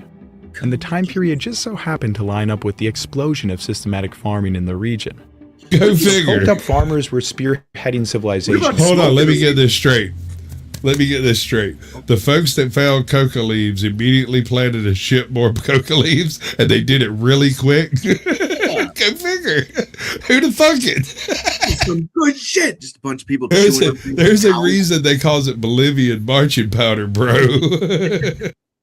I bet they had that shit ragged up like goddamn Walter White. Some blue coca leaves. I'm just saying, dude. What about smoking it? Can't you smoke the leaves? I don't think so. I think there are other caustic chemicals in the leaves that prevent you from wanting to smoke them. Okay. Huh. It's like, okay, so like burning oak leaves does nothing for you. Okay. There's a tiny amount of cocaine in here, but the best way to get it out is through a mucous membrane. So you make tea or you chew on it, which is what they do. Tea. I bought some half and half lemonade and bro. Infused. I mentioned this earlier. It was great. I'm gonna go ahead and tell the whole story though. Right. So somebody come by my house and they brought something called dope dots, like dope dough. It's like little balls of cookie dough, right? Okay. I was thinking like those dots you get, those candy dots. You ever see those? They're in the wax paper. Yeah. I've actually had some doses like that. But, okay. I come in and I see these and I'm like, oh, that's cool. I'll look. There's about 20, 30 milligrams in there. I'm like, okay, zip it up. Get me a cup of coffee. Leave. Come back to the kitchen 20 minutes later. My daughter's sitting in there on like one of the kids' little chairs eating ramen noodles straight out of a fucking pot. And she is blasted, bro. Like she is wasted. I'm like, you all right? And she just looks at me and shook her head no and went back to shoveling noodles back in her mouth. And I was like, I know what this is. That's munchies. And she just looked at me and nodded. And she kept shoveling the fucking.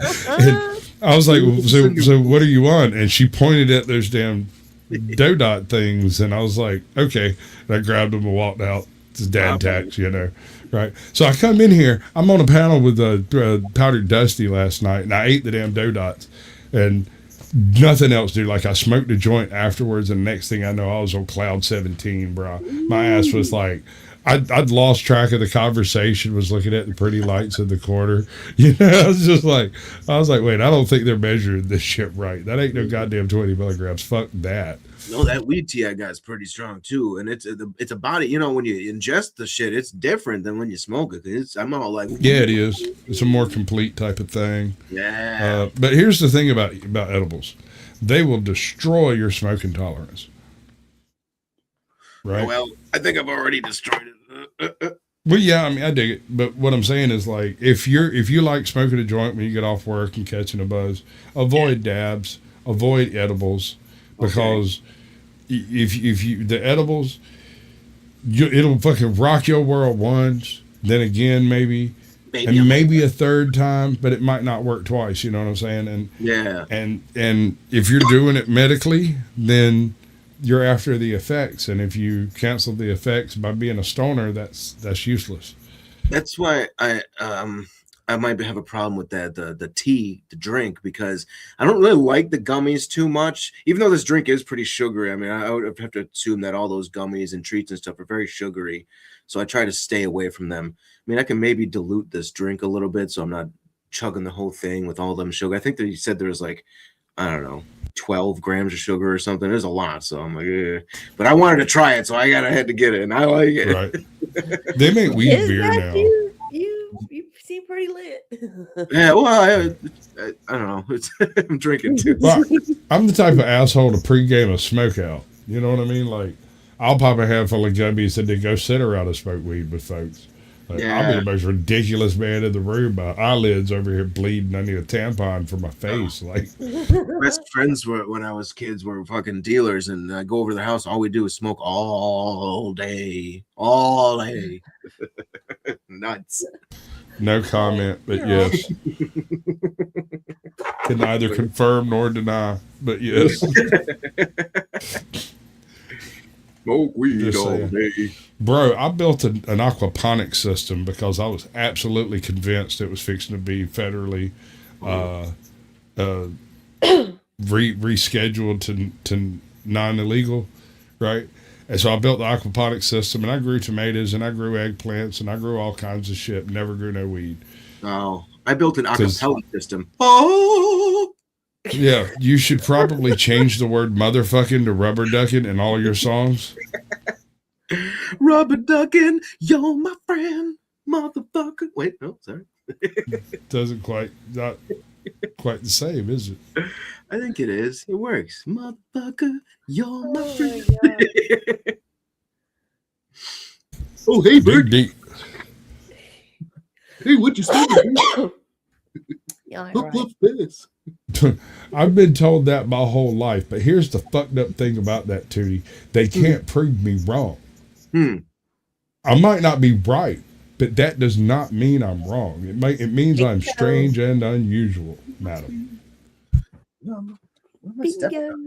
In the Andes. Guys, I'm starting to think that drugs really did create civilization. Coca would remain popular as cultures rose and fell in the Andes. Ancient Go figure. pottery depicts people with bulged cheeks, presumably chewing coca leaves. Evidence suggests it became part of elaborate and often deadly rituals. And this brings us to one of the most haunting archaeological discoveries of all. So, here's an interesting thought process. Can you make it back so we can see those statues again? Can you go back a little bit? I have another theory on that statue. Might not be coca leaves. Might be 10th man's heritage. I think he's smoking something. Right. Some of that god tier gawk. But here's the thing. I gotta bounce. Thanks a lot for proving just how ugly and immature you are. It's been real. And just so you know, I don't really care about your problems. Just keep that shit in mind when you think about me. You know what my favorite clip of all time is? And I've clipped a lot, right? I've clipped a bunch of shit. This is my favorite clip ever. And it's because I caught this organic in the wild on the fly. This guy is Teflon. He is like who in the world could I say nearly 100 felony criminal charges have been leveled against the former president? And he is still like rallying and campaigning. I feel like he like eats his shit and it just like makes him tanner and younger and stronger. I feel like he eats it with like a golden spoon that's like emblazoned the Mar-a-Lago emblem, and he's just like, give me more charges. It's like amazing. You better not cut that and make that a video. Carol's off her rocker. Well, there's a little bit of Trump derangement syndrome circulating. I couldn't tell which side she was on. If she was bashing him, if she was on his side. I don't know. Well, here's the thing. She's an immigration lawyer. So okay. Well, she wants to bash him, but she's making way too much money to really consider that thoroughly. There you go. Yes. Thank you. So, like, she might have some conflicting interests. But here's the thing. This was before he was elected. This was like 5 months out. Campaigning, she was saying, yeah. Right. This is like 5 months out from the election. And I went on Midlife Bro Logic's channel and we were talking and she popped up and yada, yada, yada. And I don't remember specifically what I asked, but she went into like a 4-minute diatribe about Donald Trump and how much he's a horrible person and everything. And in the middle of it was that fucking nugget, dude. It's solid. The best advertisement I can find. Because here's my thing. A lot of people have issues with Trump. I want to be clear exactly where I stand. Yeah. I don't like it. Okay. But when you've had every single 3-letter agency on earth dig into you to make you an unelectable candidate and they elect him anyway, Yeah. I kind of think my asshole's better than your asshole in that point. Certainly cleaner on some levels. I mean, I don't. There was that one thing with the island and the ranch and the people. But was there? That doesn't seem to involve him much. Everyone else in Washington, however. He's I not the don't one think it in a was him. I dress. think it was his son. Is who I think it was. That's fine. He's not president. Don't give a shit. I mean, I'm not saying I don't think he should be, convicted to the fullest extent of the law, the whole 9 yards, right? But he's not the guy. That's not the guy. You can say whatever you want to say. You wouldn't let me come at fucking Biden because of Hunter. You can't come at Trump because of whichever one it fucking was. Because I mean. But no. It's rules for thee, but not for me. Well, of course it is, because that's the only way it can stand, right? Yes. I mean, I think the biggest evidence, Trump's not the one in the painting in a dress and fucking in the main house. He's not the one. So I think, the funniest thing about that, there's another painting like that. Oh yeah? Yeah. I know the one with the George Bush with the fucking airplanes. I know that one. Yeah, that was fun. Yeah. But there's another painting of the blue dress. Oh. It's on Mr. T. And I don't remember who did it, but it's the same position that homeboy, Mr. T, like with the fucking chains and all of it. Yeah. You couldn't see his cleavage then. He even had his own cartoon. You don't know. He had his own cartoon. He knows Mr. T. Yeah, I know Mr. T. I pity the fool who don't go to Epstein. I pity the fool. Was you around for his cartoon? I was kind of thinking that I never watched it. I'm not that old, but I'm definitely familiar with him. I was kind of thinking that the Foo Fighters might invite Mr. T in as an honorary member, since he's been fighting the Foos since before the Foo Fighters were born. Yeah, because he was the first to pity the Foo and to fight the Foo. Fight the Foos before you were born, right? And I'll be fighting Foos long after you did. Damn. Well, maybe not. Colorectal cancer is a bit of a bitch. Oh, does he? Oh no. I don't know. I'm just guessing. But okay, let's get back to this. As fuck. The statue of Mr. Bean with a dick in his mouth. Presumably chewing coca leaves. No. Evidence suggests it became part of elaborate and often deadly rituals. Nice hat, asshole. And this brings us to one of the most haunting archaeological discoveries of all time: the children of Lula Iliko. In 1999, a man hiked Lula Iliko, one of the tallest mountains in South America. Here he discovered a strange stone structure with 3 children inside. Due to the cold and dry conditions, they were almost perfectly preserved. Oh my except God. for one, which was I don't know how perfect of a preservation that is, but they still look edible. No, you just did not. Oh my God. Was it you too soon? Straight to hell for that one. You know that. Just say it. Like that one on the far right has the oh my God. They were buried along with figurines of precious metals and other grave goods. Analysis found that the children were sacrificed in an Incan religious ritual taking place around 500 years ago. They were drugged with an immense amount of coca leaves and corn beer, and they seem to have died in their sleep and placed corn beer. Yeah. Corn liquor. Corn liquor. Yeah. Yeah. This beer tastes like a freak on a leash. atop the mountain. The practice of ritual sacrifice in the Andes was intended to ensure health, rich harvests, and favorable weather. While certainly barbaric to us, it was different times back then. Human sacrifice was once incredibly common across the ancient world. But what's even crazier is what archaeologists discovered at Cahuachi in Peru.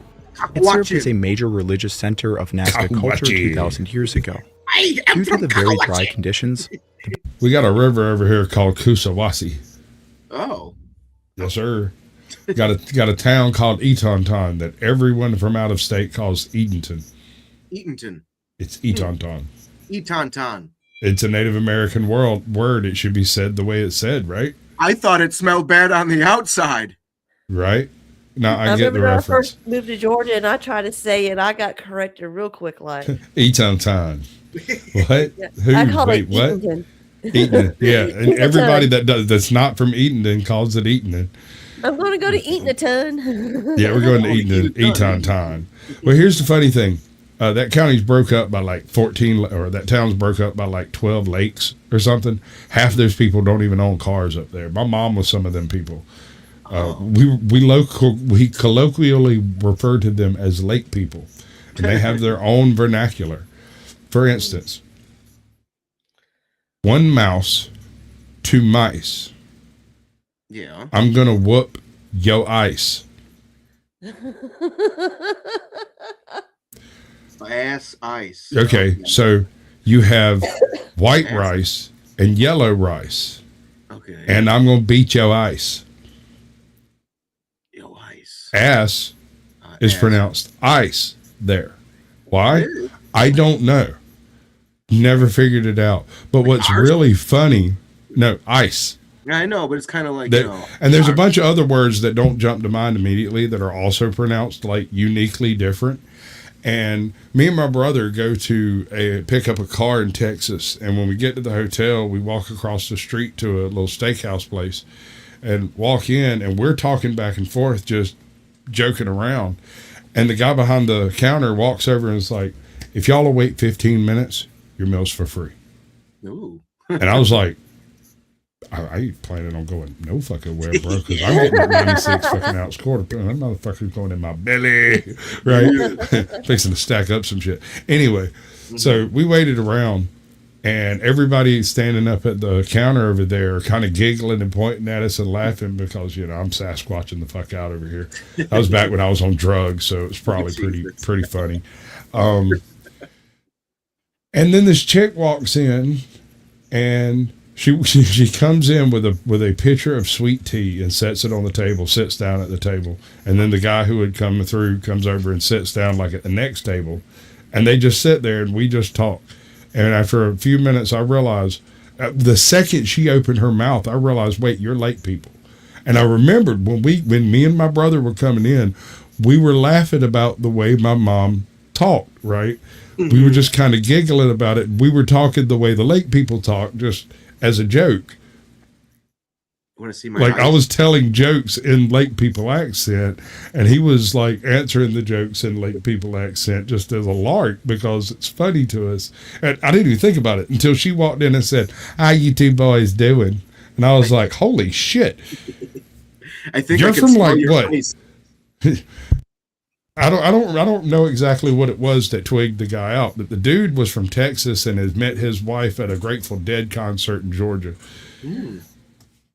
I got a little song for you. It goes like this: bum bum bum butter dum bum bum bum bum bum butter dum bum ass baby. Right?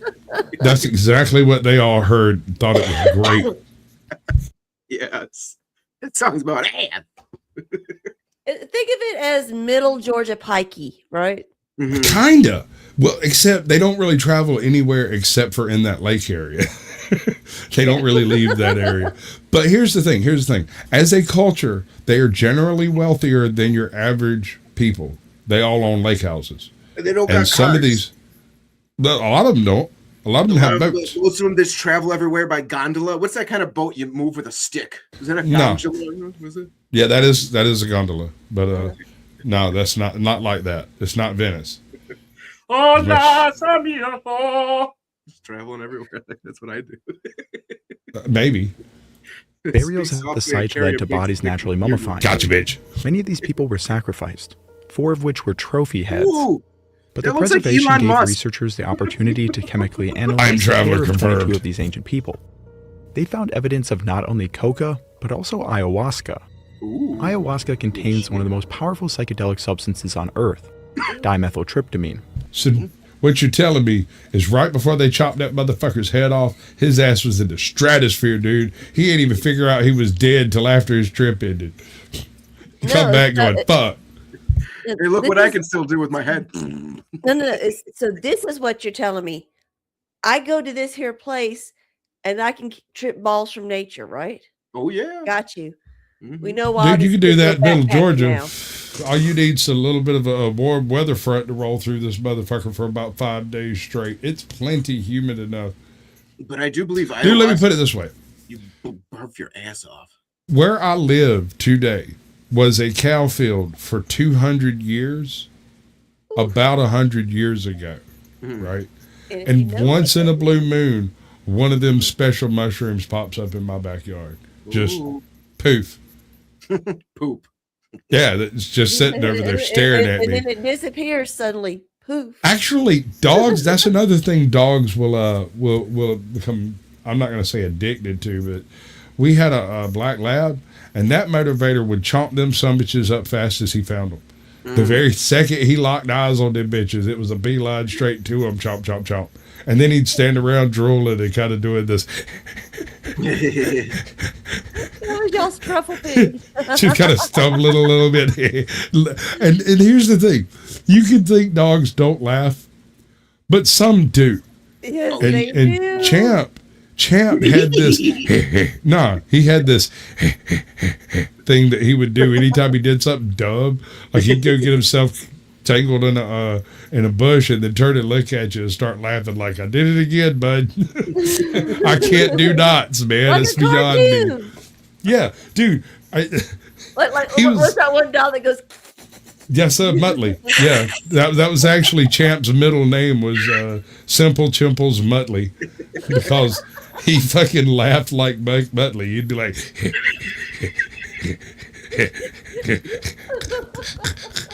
and if it got real funny, he'd start coughing, and then that shit would melt me the fuck down.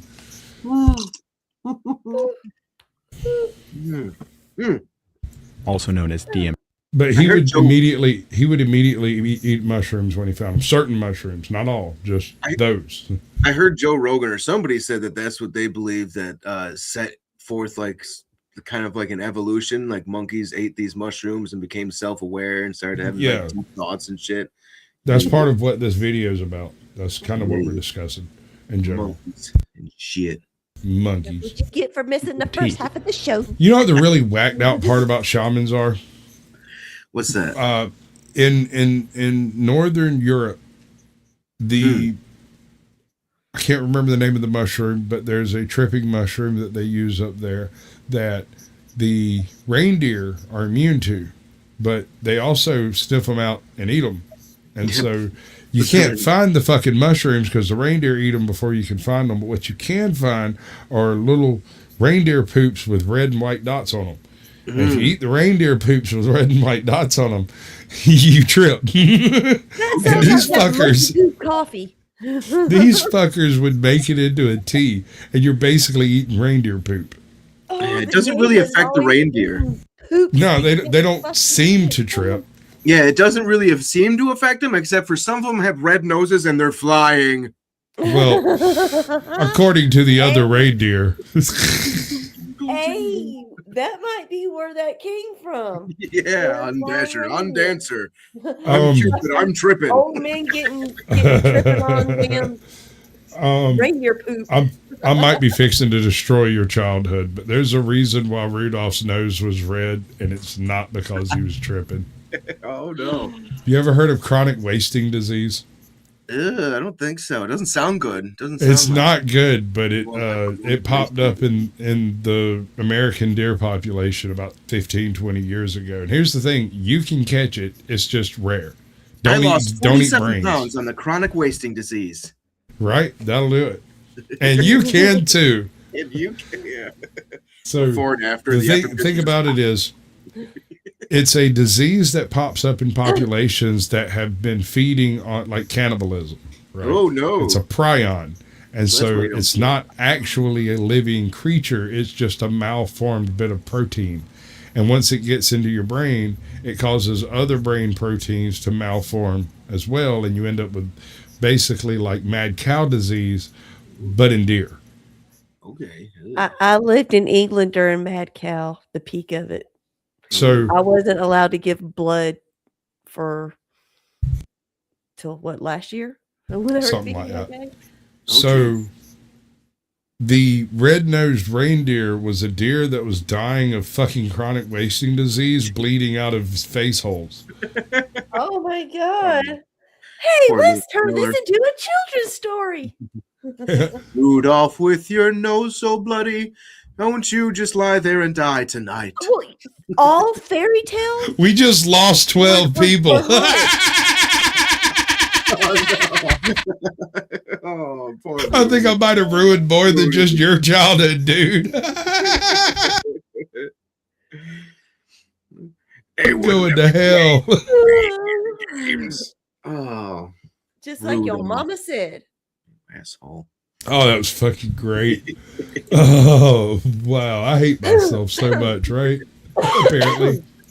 Users describe how it can pull you entirely away from reality, including encounters with entities from other realms. Researchers think that the mummies at Cahuachi were given ayahuasca to calm and disorient them before their lives were taken. But ayahuasca had to be imported all the way from the Amazon. Here it was used for shamanistic rituals for thousands of years. Nope, Its powerful psychedelic effects were clearly quite useful for shamans. There are many ways to create the drug, as multiple plant species naturally have it. The most common method is by boiling a specific root and the leaves of a specific shrub. The mixture is drunk with the guide of a shaman. Another method... So, here's the thing about ayahuasca. And this is something a lot of people don't consider. It is typically consumed with a mixture of like coca leaf tea. So you're not just taking a psychedelic, you're also taking a heavy, hardcore stimulant. Ooh. So if you think you're going to sleep that shit off, think again. Speedball, baby. You're not going to be eating a piece of bread and coming down. It might take more than a burrito to get over this one. Brain explosions. That involves smoking Andanathera beans. And in Argentina, a pipe made from the bone of a mountain lion was found with traces of DMT dating back to 4,000 years ago. Awesome pipe. What a fucking unit, bro. You like this bowl I got? It's made from the jawbone of a saber-toothed tiger. I carved this motherfucker out of the jawbone of a fucking... Like that? Yeah. Jesus. Mountain Holy shit, dude. Could you imagine having that dude as a friend? Hell yeah, no, we got Stevie over here. He's got the bowl that he carved out of the jawbone of a lion. We're going to smoke through that bitch and make us all see shit. Right there. Yo, I made this bong out of the femur of a Tyrannosaurus Rex. Right? Trianus. That's like those damn... those little commercials or those little videos you see on Facebook, whatnot. Was it Anwar dude? Where, you know, you got one guy coming, he's got like one chain. It has one of those little stuffed animal things. Oh, yeah. And then the other guy comes, do the crip walks on, you know, and then the other guy comes in, he's got like a big old chain of them. The other guy comes, he's got like big old animals just following them down on the chain street. Yeah, he does it all the time. They're funny. Yes. Give me a link. We'll do it as a play out. Yeah. Okay. It is insane to think that some guy 4,000 years ago was smoking DMT in the Andes. But another extremely powerful psychedelic substance was used in the Americas even earlier. Peyote is a tiny, unassuming cactus. But inside of... Boy, you can say that again. Like, you don't see it coming until you start seeing it coming. Uh-oh. Those look like little caterpillars around it. I know, dude. Like, they're kind of creepy. All right. All right. I'm going to end it on this story after once you get that link, we'll do that thing. When I was about 12, we had a friend that lived in California, and he was a long haul trucker that hauled from California to New York, back to California to Atlanta, back to California, back to New York, so about every 3 to 6 weeks he'd show up at the house. One day he shows up with an entire fucking cactus collection. Motherfucker's as big around as a tractor trailer tire. Big ass fucking shallow bowl, slam full of cactus. We put it over there. He leaves. Years go by. One day, I have a buddy of mine from Arizona. He comes by, and we're sitting there talking, and he's sitting there staring at those cactus, and he keeps going, "Why do you have a whole pot full of peyote?" Oh, like, no! That one there is at least 50 years old. And I was like, what do you mean? He's like, well, that's peyote, that's peyote, that's peyote. There's a whole bunch of them in there. That one's not. It looks like it came from a Walmart. But the rest of those look like... And I was like, bullshit. How old do they stay? Apparently, well, see, we had a big one, right? And that one was the one that he was like, that motherfucker is ancient. Like, that's a really, really old one. The rest of these are like a couple of years old, maybe. Now, here was my theory. The guy had just got divorced from his wife. His wife was from like Utah or some shit, right? And he hijacked her goddamn cactus collection just to piss her off and brought it all the way to the East Coast to offload it so that she couldn't find it. That was my theory.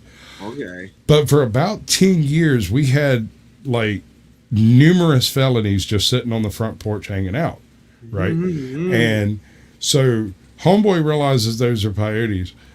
A horrible calamity took place with this bowl, like almost immediately afterwards. A horrible. Somebody sat on it. Okay. And we obviously had to like do something with all the peyote, right? Oh. Let me just say, mushrooms are one thing. LSD is another thing. Peyote is a whole nother monstrosity. Oh no. Especially old mushrooms come on you in like waves. You have to digest it, you have to process it, you get nauseous, there's this whole sweating and fucking you hate yourself and then you barf and all of a sudden you're cool and everything's great, you're tripping. Peyote has a little bit of a different process. Ooh. The first thing that hits you is this weird giddiness that is, you think is you being nervous, right? You're nervous and so you're giddy. No. That's just the beginning. That's where it starts. Like, so you'll be nervous and then you'll be more nervous and then most nervous. And then you'll have a critical psychotic break. And that point will determine whether it's a good trip or a bad trip. And here's the difference. If you barf before your brain breaks, you'll be good. Okay. If you don't barf until after your brain breaks, this is fixing to be a wild fucking ride. Ooh. Because you're if your supposed brain's broken, you're throwing up. That can't be too good. You know? Yeah, no, it's and the thing is you're only supposed to absorb a certain amount. Now, as far as I know, it won't kill you. It's just that the more of it you keep in your stomach, the longer, the harder you trip. And so, if you barf it up before you actually go off the deep end, it's going to be a lighter trip. But if you're over there screaming at the goddamn stars and start projectile vomiting on the tree, yeah, you're not coming down for a while, bro. And LSD, as far as I've been able to determine, has no nausea factor unless you get motion sickness easily. Mm-hmm. Right. Because, I mean, the worst I ever had from LSD, I talked to a sky being. Rather, I talked at him because he didn't seem to really care. Which I could get it. If I was made of sky, I probably wouldn't give a shit either. I tried to sleep on it.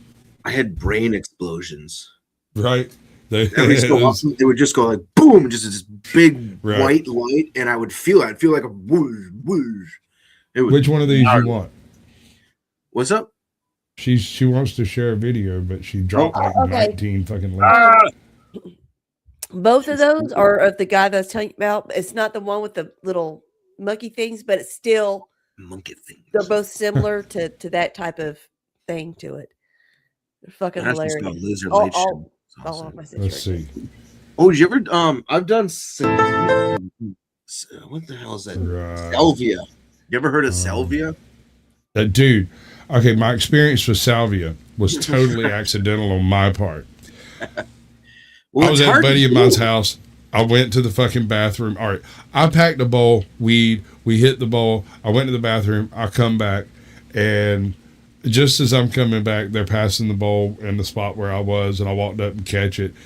Take a fucking fat riff off that motherfucker.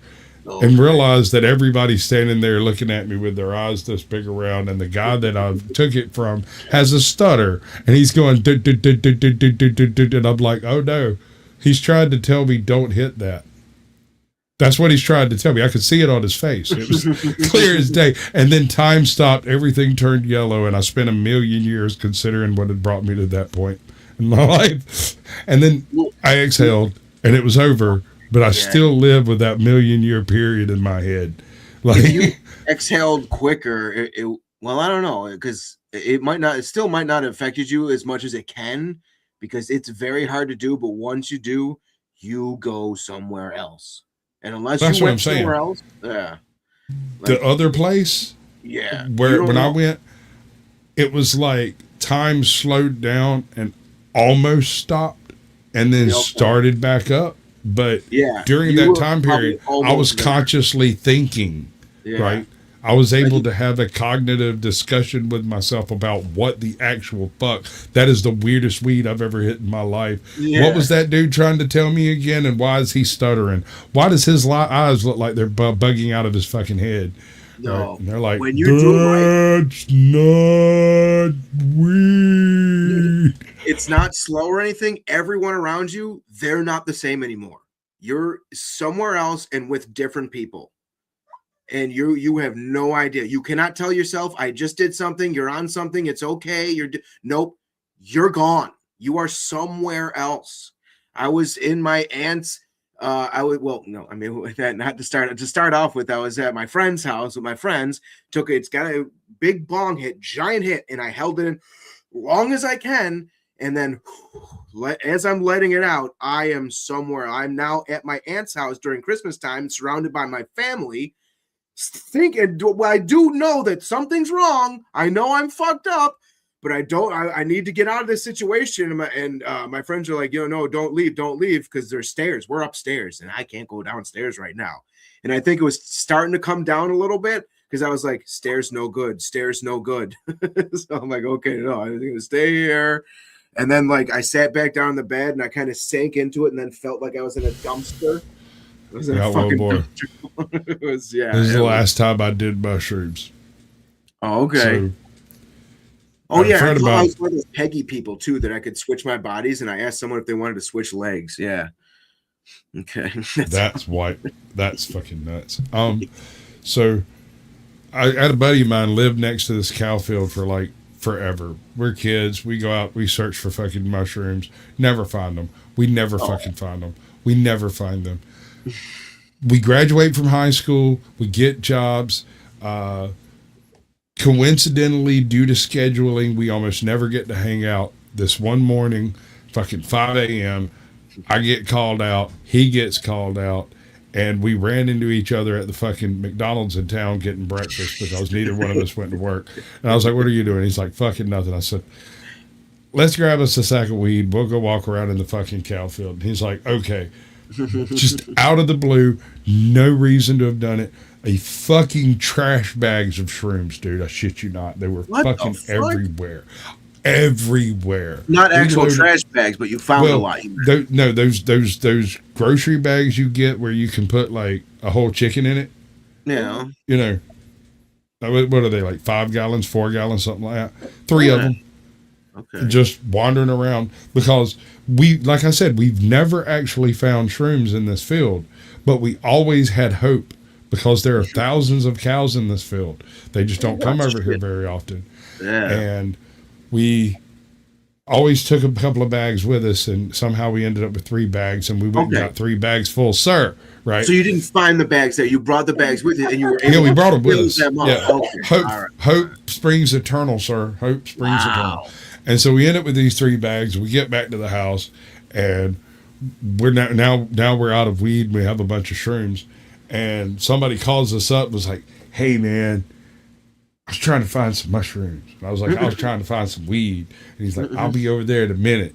And so all of that worked itself out almost fucking immediately. Fast forward 4.5 hours, and his parents come home early. Oh. They weren't supposed to come home for 2 days. Oh, shit. There are 12 adult teenagers between 18 and 20 tripping ballses in this dude's yard. Oh, no. I mean, it was unreasonable. And this man comes home, walks his wife and daughter through the crowd of insane people that are wandering and screaming and yelling in the yard, and then comes back out. And I'm sitting on the hood of a Buick Regal, my hands behind my back, just flopping my shoes back and forth. And he goes, Sasquatch. Yeah, Pops. I'm assuming this isn't any ordinary type of party. I said, well, if Jesse's doing that kind of shit, I can guarantee you it's not an ordinary type of party. and he kind of laughs. And he goes, Any chance y'all can keep it outside? I said, oh yeah, nobody wants to go in there with you, dude. You're square. They're terrified of you. Stop it. He's like, listen, just keep everybody outside, try to keep them quiet. I said, dude, they're a bunch of fucking mushrooms. What the fuck you want me to do about keeping them quiet? Dude, Joey just quit doing the peacock call. He's been doing it for 2.5 hours. And then he heard me say peacock call and started doing it again. And I can't do that shit. But he just looked over at him and was like, stop it. And he did. Stop it. Like, all calm as fuck, he's like, stop it. And Joey stops and he looks back at me. He's like, just trying to keep everybody down. By the way, where's my son? And Russell crawls out from under the car. He's like, I'm right here. Yeah, he's under the car. It's perfectly fine. We've got this handled. Why? I have no freaking clue. But let's see how this plays.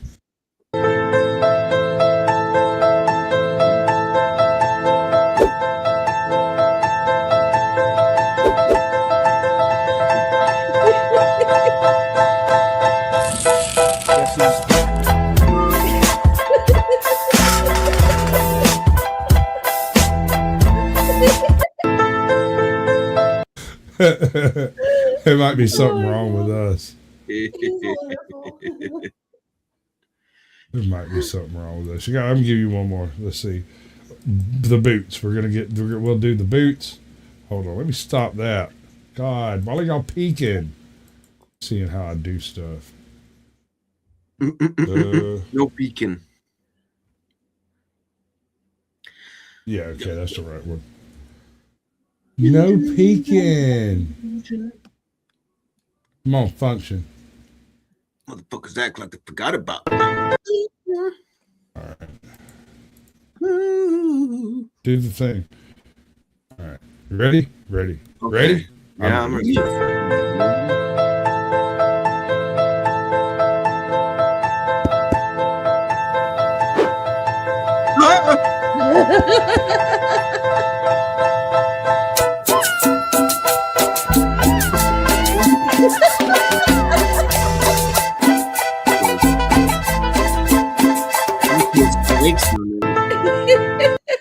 All right, ladies and gentlemen, since y'all hate me and don't want to give me money, I'm going to go do something more fun and more profitable. Masturbating. How did you know? Oh, well, yeah, that's what I'm doing. He has the email. Hands. They're so sticky. Why do you do that to yourself? I do it like this. That's because you are a connoisseur. Start the lawnmower. Start the lawnmower. Right. Just jerk it harder. That's the way. Yeah. This one's for you, buddy. Nice.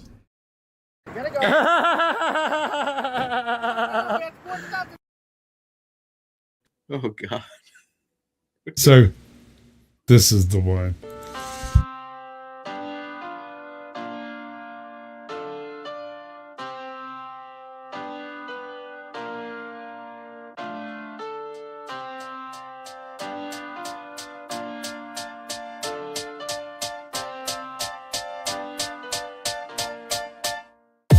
Welcome to space.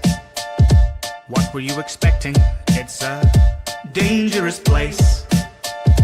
Thank you for investing. Go there for your rota, there for your orders. Fill up these quotas, we'll bill for your quarters. Report to your foreman, but watch for marauders. Cause if you get eaten, there's fees for your mourners.